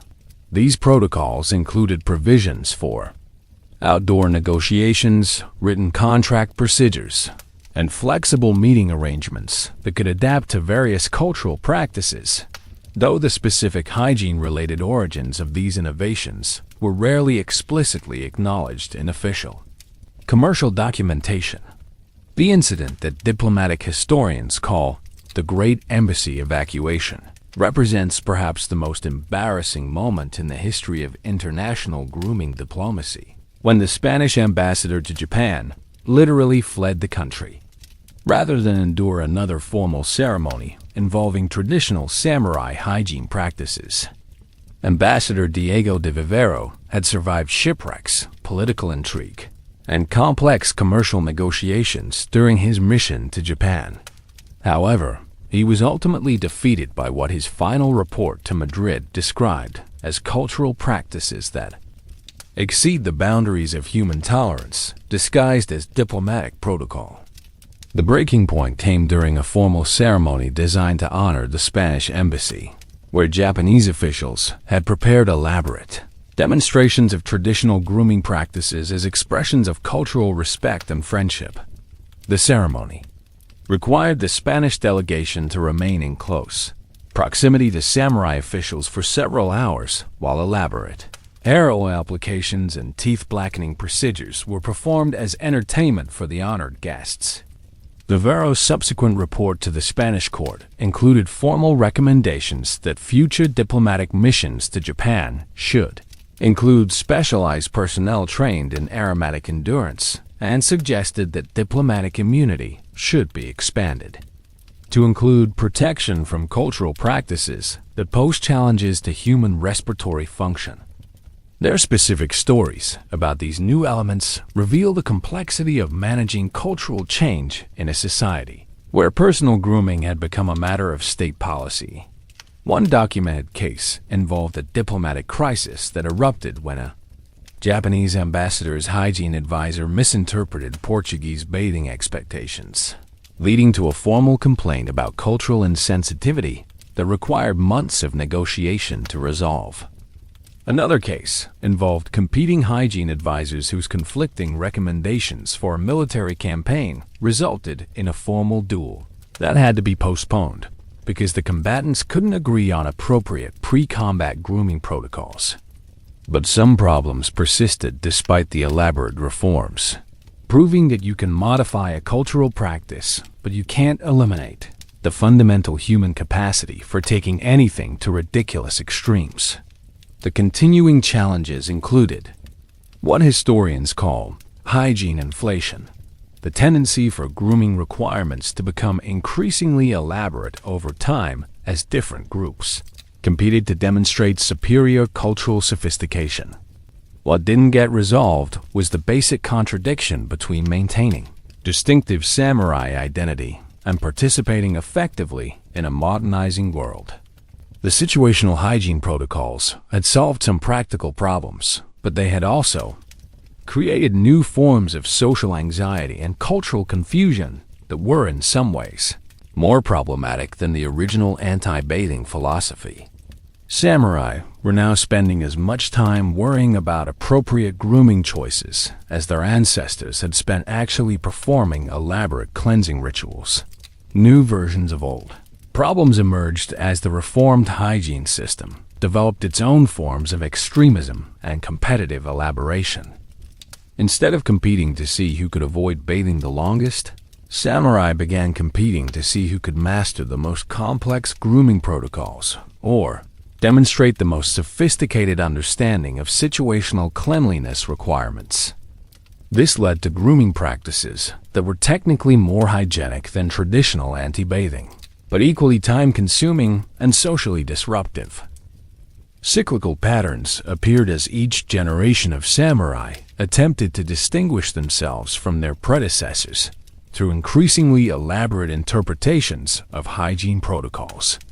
Young samurai would develop new grooming innovations that they claimed were more authentic or effective than existing practices, leading to generational conflicts that were fought through competing theories about appropriate cleanliness rather than actual combat. Why certain issues proved intractable relates to the fundamental problem of using personal grooming as a marker of cultural identity and social status. As long as samurai needed to distinguish themselves from other social classes through their hygiene practices, there would always be pressure to make those practices more elaborate, distinctive, and demanding than civilian alternatives. The specific methods might change, but the underlying competitive dynamic remained constant. The most persistent issue was what sociologists call grooming anxiety, the psychological stress created by having to constantly evaluate appropriate cleanliness choices in a system where making the wrong decision could have serious social and professional consequences. Many samurai reported spending significant mental energy on hygiene decision-making that diverted attention from military training, family responsibilities, and other important activities.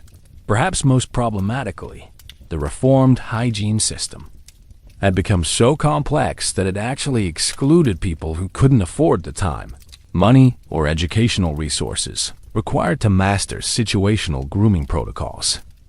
This created new forms of social inequality based on hygiene knowledge rather than hygiene endurance, but with similar effects on social mobility and class structure. Compared to earlier periods in Japanese history, the post-Reformation hygiene system represented both progress and regression in different areas. What was unique about this period was the attempt to systematically balance cultural preservation with practical adaptation, creating a hybrid approach that had no real precedence in Japanese or world history. What was universal about the experience was the human tendency to create elaborate cultural practices around basic biological functions, then struggle to modify those practices when they become counterproductive. Similar patterns appeared in other societies where traditional practices came into conflict with modernization pressures, though few cultures managed to create hygiene systems quite as complicated as post-Reformation samurai grooming protocols. Lessons that could be learned from the Japanese experience include the importance of maintaining cultural flexibility while preserving essential identity elements, and the risks of allowing symbolic practices to become so elaborate that they interfere with practical functionality. The samurai hygiene evolution demonstrates both the possibility of successful cultural adaptation and the tendency for reformed practices to develop their own forms of dysfunction over time. Patterns that repeated elsewhere include the emergence of professional specialists to manage cultural complexity, the development of competitive elaboration in reformed traditional practices, and the creation of new forms of social inequality based on mastery of complex cultural codes. These patterns appear in many societies undergoing modernization, suggesting that the samurai experience provides insights into broader processes of cultural change. The Japanese case was distinctive in the degree to which hygiene practices became integrated with political and military systems, creating feedback loops between personal grooming choices and state policy that were unusual even by the standards of highly ritualized traditional societies. This integration made hygiene reform both more necessary and more difficult than in cultures where personal cleanliness remained primarily a private matter. By the mid-19th century, signs pointed to the approaching end of the samurai hygiene system, with all the subtlety of a tsunami, warning that everyone was too culturally invested to acknowledge.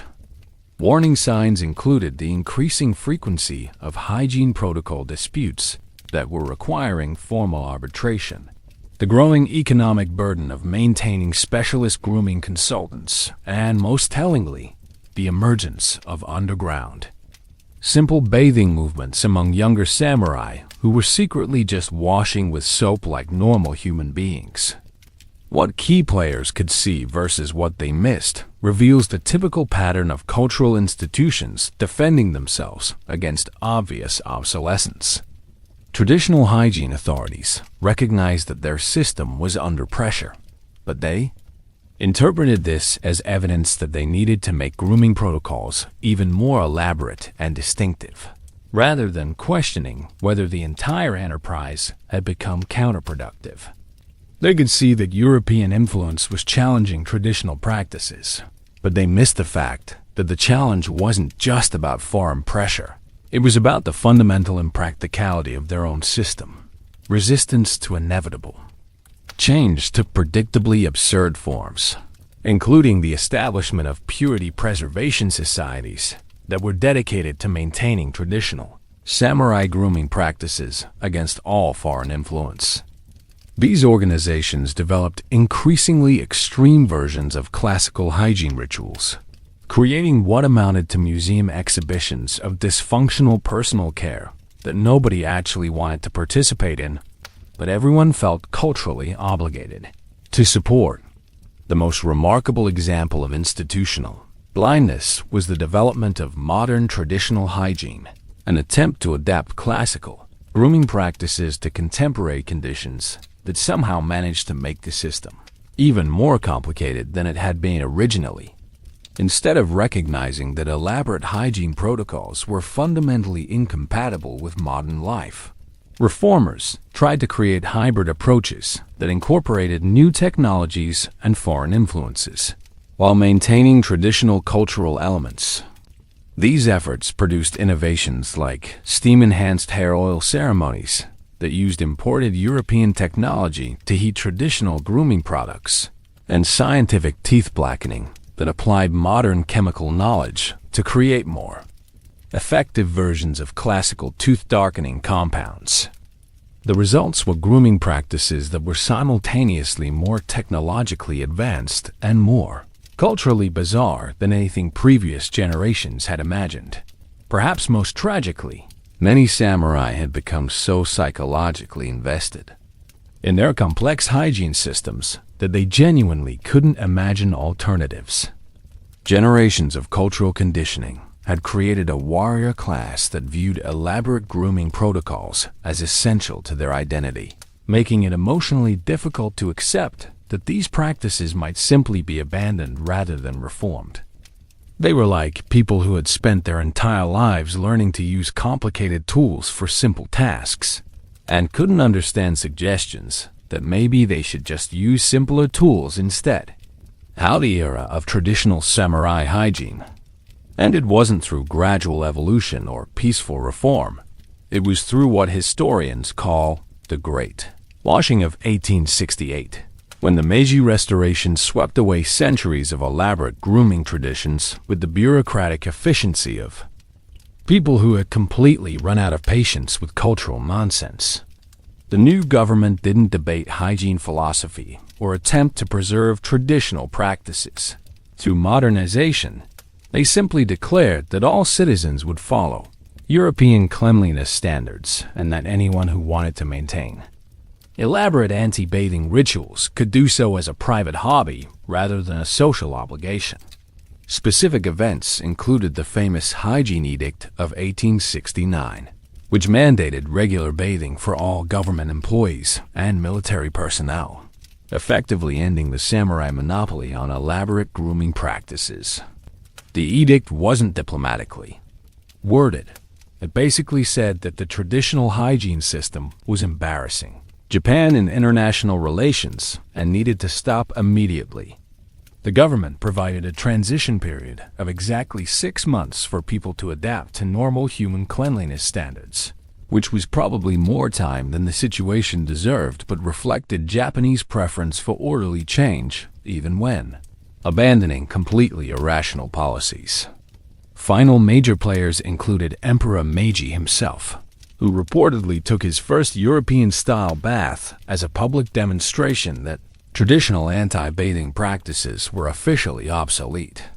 The ceremony was conducted with appropriate dignity, but contemporary accounts suggest that the emperor's enthusiasm for soap and hot water was genuine, rather than purely symbolic.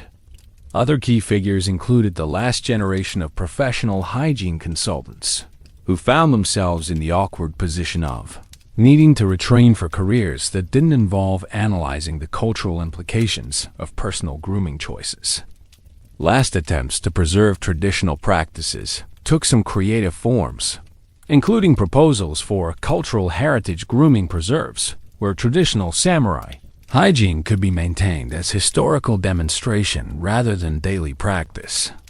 Some former samurai suggested creating seasonal festivals where people could experience classical Japanese grooming rituals as cultural education, which sounds like the worst theme park idea in human history, but reflected genuine attachment to practices that had defined their ancestors' lives for centuries. Dramatic final moments included the ceremonial burning of the official hygiene protocol manuals, the massive bureaucratic documents that had codified centuries of elaborate grooming regulations. The ceremony was conducted with appropriate solemnity, but participants reported a sense of relief that was difficult to reconcile with the cultural significance of what they were destroying. It was like watching people celebrate the end of homework assignments that had consumed their entire civilization for generations. The gradual decline aspect involved the slow disappearance of the specialized vocabulary, social customs, and professional roles that had supported the traditional hygiene system. Terms like situational grooming analysis and ceremonial hero coordination gradually disappeared from everyday language, while the elaborate social protocols for managing grooming-related etiquette became historical curiosities rather than living cultural practices. Symbolic endpoints included the conversion of the last remaining hygiene consultation centers into regular barbershops and bathhouses, marking the final transition from elaborate cultural ritual to simple practical service.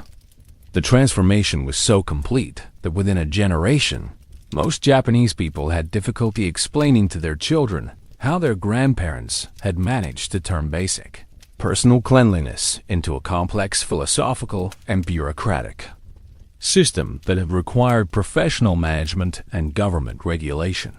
Analysis of causes reveals that the samurai hygiene system didn't collapse because of foreign pressure or cultural imperialism. It ended because it had become so elaborate and dysfunctional that maintaining it required more energy and resources than Japanese society could afford to waste on grooming protocols.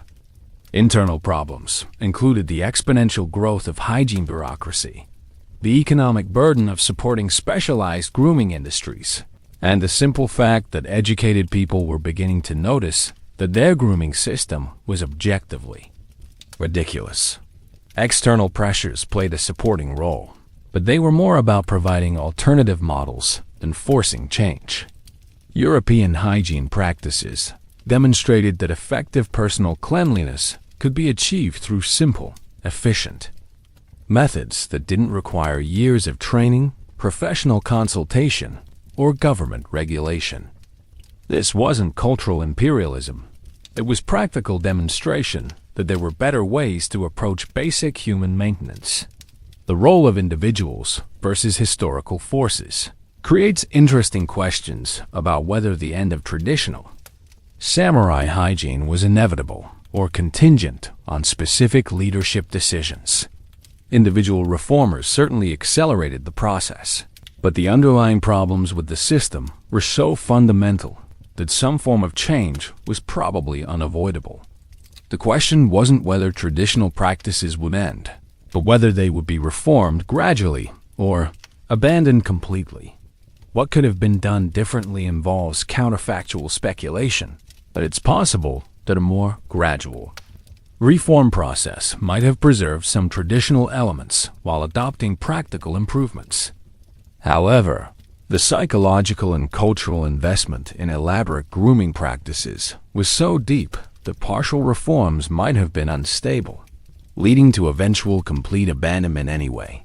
Inevitability versus contingency reflects broader patterns in how cultures abandon dysfunctional traditional practices. The samurai hygiene system had all the characteristics of practices that are culturally doomed. They were expensive, time-consuming, practically counterproductive, and increasingly difficult to justify to educated populations. The specific timing and method of change might have been contingent on particular historical circumstances. but some form of transformation was probably inevitable once Japanese society began serious modernization efforts. The most important factor was probably the simple recognition that cultural practices need to serve practical functions, and that symbolic value alone isn't sufficient to justify maintaining elaborate systems that interfere with basic social functionality. Once enough people realized that their grooming system was making daily life unnecessarily difficult without providing compensating benefits, the entire cultural framework that supported traditional hygiene practices became psychologically unsustainable. The immediate aftermath was characterized by what can only be described as cultural hygiene amnesia, a collective effort to forget that Japanese society had ever maintained elaborate anti-bathing philosophies and complex grooming bureaucracies. Who stepped into the vacuum were simple, practical bathing and grooming businesses that operated according to European models, creating a hygiene economy that was dramatically more efficient and less culturally significant than what it replaced. Short-term consequences included a generation of former samurai who struggled to adapt to grooming systems that didn't require professional consultation or complex cultural analysis. Many reported feeling psychologically unprepared for making independent decisions about basic personal care, having spent their entire lives following elaborate protocols that specified appropriate grooming choices for every conceivable situation. Contemporary reactions varied widely, from relief among people who had been secretly frustrated with traditional practices to nostalgia among older generations, who viewed the changes as cultural loss rather than practical improvement.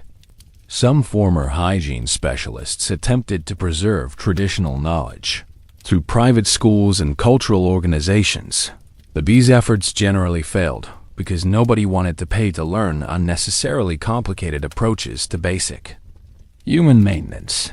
Attempts at revival occurred periodically, usually during periods of cultural nationalism, when some groups attempted to revive traditional practices as expressions of Japanese identity. However, these revivals were typically brief and superficial, involving symbolic gestures rather than serious attempts to restore functional grooming bureaucracies. The practical benefits of simple, efficient hygiene were too obvious to abandon. Once people had experienced them, the most lasting immediate legacy was probably the development of Japanese cultural approaches that emphasized practical efficiency while maintaining aesthetic sophistication, a balance that would characterize later Japanese modernization efforts in many areas beyond personal grooming. The experience of abandoning elaborate traditional practices without losing cultural identity provided a model for later reforms that helped Japan adapt to modern conditions while preserving essential cultural elements. The legacy of samurai hygiene practices shaped later Japanese cultural development in ways that are both subtle and profound, creating patterns of thinking about personal care, social status, and cultural identity that persist in modified forms today. Specific influences include the distinctly Japanese approach to balancing traditional aesthetics with modern efficiency, the tendency to create elaborate protocols around seemingly simple activities, and most importantly, the cultural comfort with maintaining practices that are technically unnecessary but socially meaningful. How later generations viewed samurai hygiene practices reveals the complex relationship between cultural embarrassment and cultural pride that characterizes much of Japanese historical consciousness. The Meiji period reformers treated traditional grooming practices as examples of feudal backwardness that needed to be abandoned for national progress. However, by the early 20th century, some aspects of samurai hygiene culture were being reinterpreted as evidence of Japanese dedication to perfection and attention to detail, rather than examples of dysfunctional cultural elaboration. Myths versus realities that developed include the romanticization of samurai grooming practices as expressions of spiritual discipline rather than recognition of their practical dysfunction. Popular culture began portraying elaborate traditional hygiene rituals as evidence of samurai commitment to excellence, while conveniently forgetting that these same practices had made military campaigns logistically nightmarish and family life. Domestically challenging. Why traditional samurai hygiene remained important to cultural memory relates to broader Japanese patterns of preserving selective aspects of historical practices while abandoning their dysfunctional elements. The aesthetic and philosophical framework that had originally justified elaborate grooming rituals was preserved and applied to other areas of Japanese culture, even after the specific hygiene practices themselves were abandoned. The most significant long-term influence was probably the establishment of Japanese cultural patterns that emphasize the importance of maintaining distinctive approaches to universal human activities.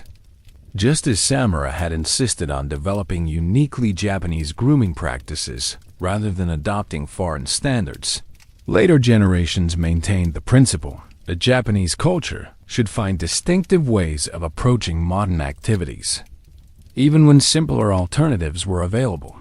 This cultural legacy appears in everything from Japanese approaches to business, organization, and manufacturing processes, to contemporary beauty and wellness practices.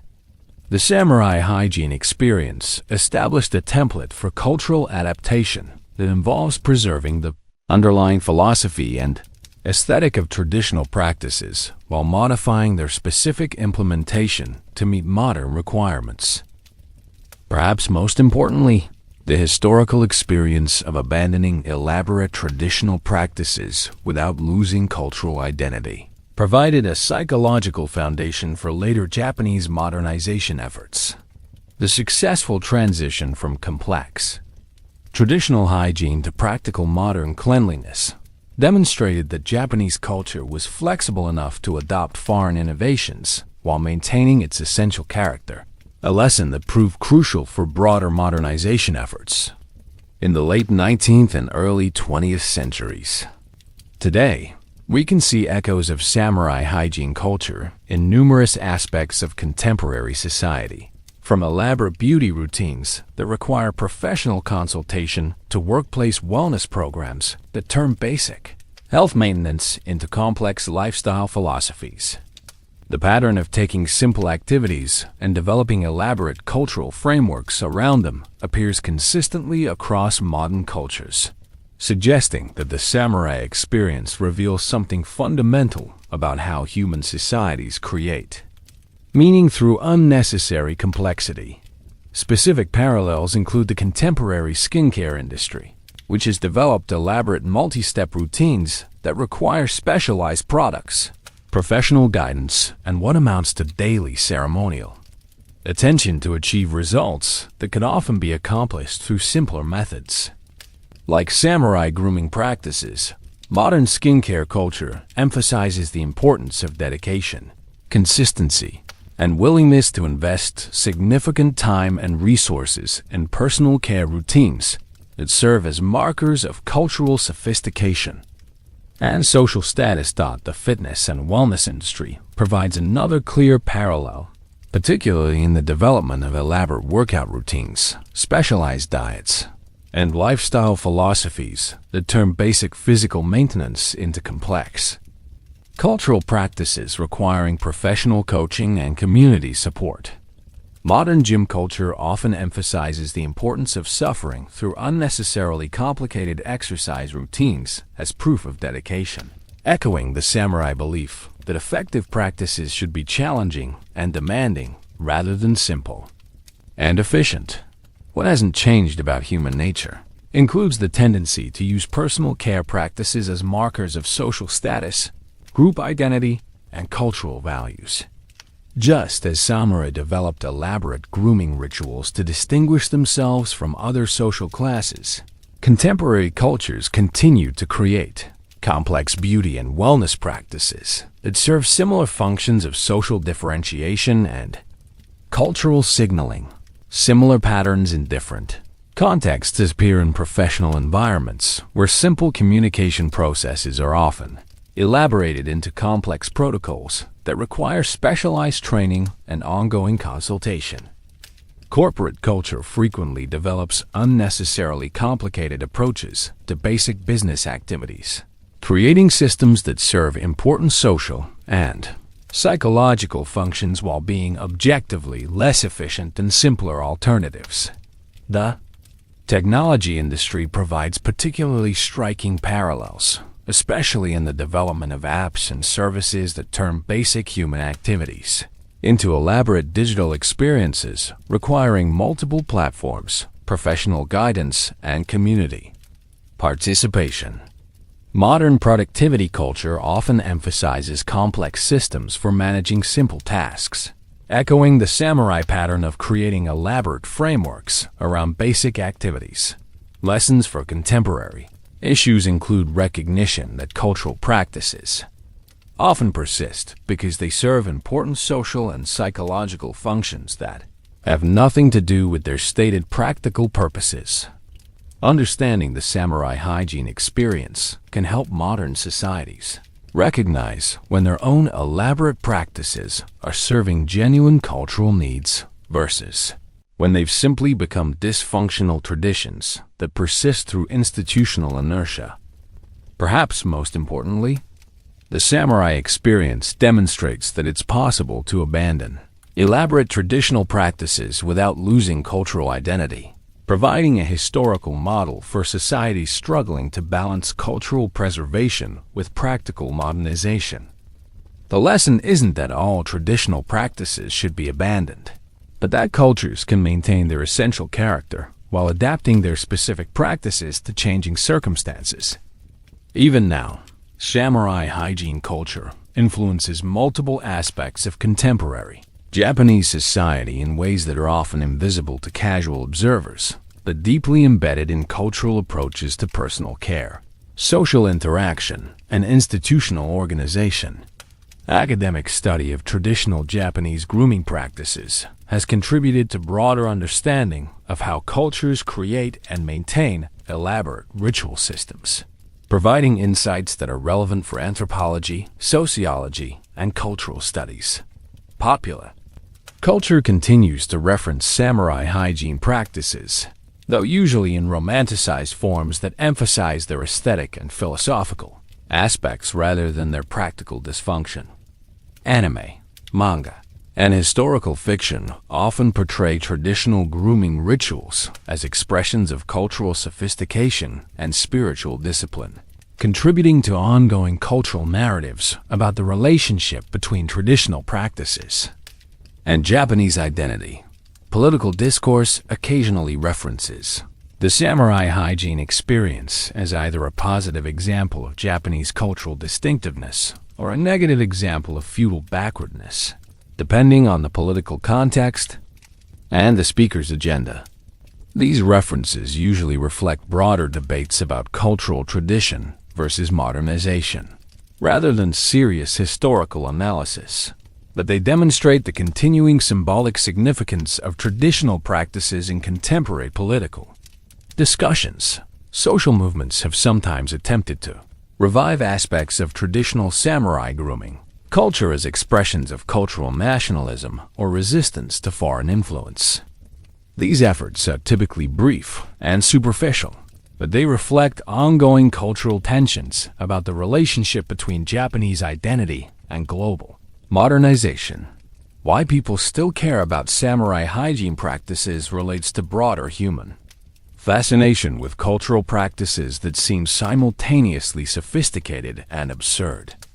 The historical experience provides a safe way to explore questions about cultural tradition, social status, and the relationship between individual choice and collective identity that remain relevant in contemporary society. The continuing influence appears most clearly in Japanese approaches to service industries, particularly those involving personal care and hospitality. The cultural emphasis on elaborate attention to detail, complex service protocols, and willingness to invest significant resources in creating distinctive customer experiences reflects patterns of thinking that were first developed in the context of traditional grooming practices. Perhaps most significantly, the samurai hygiene experience continues to influence Japanese cultural approaches to balancing tradition and innovation.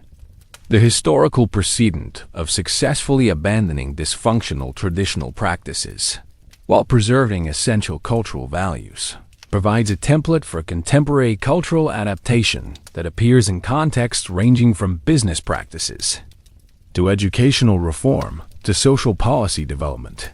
Looking back across nearly 4 centuries of samurai hygiene evolution, we've seen a remarkable human story about how cultures can transform the most basic activities into elaborate expressions of identity, status, and philosophical commitment. The major themes that emerged include the power of cultural rationalization to justify obviously dysfunctional practices, the tendency for symbolic activities to become more important than their practical purposes, and the remarkable human capacity to create complex bureaucracies around literally anything, including personal cleanliness. Key patterns that appeared throughout our journey reveal consistent aspects of how cultures develop and maintain elaborate traditional practices. The cycle of practical necessity leading to philosophical justification, followed by competitive elaboration, institutional entrenchment, and eventual crisis and reform, appears to be a common pattern in human cultural development that extends far beyond medieval Japanese grooming practices. Most surprising discoveries include the extent to which samurai hygiene practices were consciously developed as alternatives to simpler approaches, rather than emerging naturally from practical needs. The anti-bathing philosophy wasn't a result of ignorance or lack of resources. It was a deliberate cultural choice that was maintained through sophisticated intellectual frameworks and elaborate social institutions. This suggests that many cultural practices that seem irrational from outside perspectives may actually serve important social and psychological functions that aren't immediately obvious.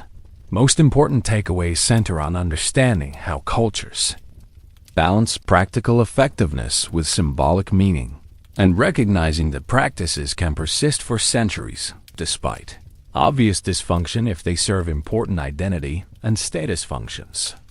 The samurai experience demonstrates both the remarkable flexibility of human cultural adaptation and the equally remarkable tendency to resist change even when the benefits are obvious. How understanding has evolved throughout our exploration reveals the complexity of evaluating historical practices from contemporary perspectives. What initially seemed like simple examples of cultural backwardness or foreign curiosity turned out to be sophisticated systems that served multiple social, psychological, and political functions simultaneously. The samurai hygiene system was dysfunctional as a cleanliness practice, but highly functional as a social institution that reinforced group identity, established hierarchies, and provided frameworks for cultural meaning. Perhaps most importantly, the journey demonstrates that human cultures are capable of simultaneously maintaining completely contradictory values and practices without apparent psychological discomfort. The samurai managed to value both spiritual purity and physical filth, both practical effectiveness and elaborate inefficiency, both cultural preservation and constant innovation. This suggests that cultural consistency is less important to human societies than cultural distinctiveness and social cohesion, even when that distinctiveness is achieved through objectively counterproductive practices. One final compelling anecdote that encapsulates the broader themes comes from the diary of Takeda Nobushi, younger brother of the famous Takeda Shingen, who recorded what might be the most honest assessment of samurai hygiene culture ever written by someone who actually lived through it. In 1573, during what would be one of the last major campaigns conducted under traditional grooming protocols, Nobushi wrote, "Today, realize that we have spent more time discussing proper hair oil application than planning our attack on the enemy fortress. Our ancestors would either laugh at us or surrender immediately upon smelling us. This diary entry, discovered in the 1920s, reveals the growing self-awareness among samurai that their cultural practices had become detached from their original purposes. Nobushi went on to describe a military meeting where strategic discussions were repeatedly interrupted by debates about appropriate teeth-blackening procedures for siege conditions, leading to a situation where the enemy had time to reinforce their walls while we perfected our grooming protocols. Why this story encapsulates the broader themes is that it captures the precise moment when cultural practices transition from meaningful traditions to absurd rituals that people maintain despite recognizing their dysfunction. Nobushi wasn't criticizing samurai culture from an outside perspective. He was a dedicated warrior who had spent his entire life participating in these practices. His observations reflect the internal contradictions that eventually made the entire system unsustainable. What it reveals about everything we've discussed is that even the most elaborate cultural systems depend ultimately on the psychological commitment of their participants. When enough people begin to notice that their traditional practices are interfering with their stated goals, cultural change becomes inevitable, regardless of institutional resistance or philosophical justification. How it connects to everything discussed throughout our journey demonstrates that cultural transformation often begins with individual recognition of contradictions rather than external pressure or institutional reform. The samurai hygiene system didn't end because Europeans forced change. It ended because Japanese people gradually realized that their grooming practices were making their lives unnecessarily difficult without providing compensating benefits. The memorable final image that emerges from Nobushi's diary is of a warrior sitting in his elaborate armor, carefully applying teeth-blackening compound while enemy arrows flew overhead, suddenly understanding that he was participating in a cultural performance that had lost its connection to practical reality. He wrote, "I looked at my reflection in my sword blade and saw a man who had spent more effort on his appearance than his swordsmanship, more time on grooming rituals than military strategy. My teeth were perfectly black, my hair was artistically arranged, and I had no idea how to win the battle we were fighting." This moment of cultural self-awareness represents the beginning of the end for traditional samurai hygiene practices, not because of foreign influence or institutional pressure, but because individuals began to recognize the contradiction between their cultural practices and their practical goals. It's a pattern that appears in many cultural transformations. Change begins when people stop taking their own traditions for granted and start evaluating them based on their actual effects rather than their symbolic meanings. As we reach the end of our journey through the strange world of samurai hygiene, it's worth reflecting on what this bizarre chapter of human history teaches us about the relationship between cultural identity and practical effectiveness. The samurai experience wasn't unique in its basic patterns. Cultures throughout history have developed elaborate practices around simple activities, maintained dysfunctional traditions through sophisticated rationalization, and struggled to balance symbolic meaning with practical necessity. What makes the samurai story particularly compelling is its completeness. We can trace the entire life cycle of a cultural practice from its practical origins through its philosophical elaboration, institutional entrenchment, crisis, and eventual transformation. This provides a kind of cultural case study that reveals patterns of human behavior that are often difficult to observe in contemporary contexts, where we're too close to our own cultural practices to evaluate them objectively. The general conclusion that emerges from this exploration is that human cultures are simultaneously more flexible and more rigid than we often assume. They're flexible in their ability to adapt traditional practices to changing circumstances, but rigid in their tendency to maintain symbolic frameworks even when their practical applications become obviously counterproductive. The samurai managed to transform their hygiene practices multiple times, while preserving the underlying cultural values that made these practices meaningful to them. Appreciation for the journey includes recognition that even the most apparently irrational cultural practices usually serve important social and psychological functions that aren't immediately obvious to outside observers. The samurai hygiene system was dysfunctional as a cleanliness practice, but highly effective as a system for maintaining group identity, establishing social hierarchies, and providing frameworks for cultural meaning that help people navigate complex social relationships. The invitation to reflection that concludes our exploration suggests that contemporary cultures might benefit from occasional examination of their own elaborate practices to determine whether they're still serving their intended purposes or have become ritualistic performances that persist through institutional inertia. The samurai experience demonstrates that it's possible to maintain cultural identity while adapting traditional practices, but it also shows that adaptation requires willingness to acknowledge when familiar practices are no longer effective. Perhaps most importantly, the samurai hygiene story reveals the fundamentally human tendency to create meaning through elaboration, even when simplicity would be more practical. This isn't necessarily a negative trait. The human capacity to transform basic activities into meaningful cultural practices is also responsible for art, music, literature, and other forms of cultural expression that enrich human experience. The challenge is maintaining awareness of when elaboration serves genuine cultural purposes versus when it becomes an end in itself.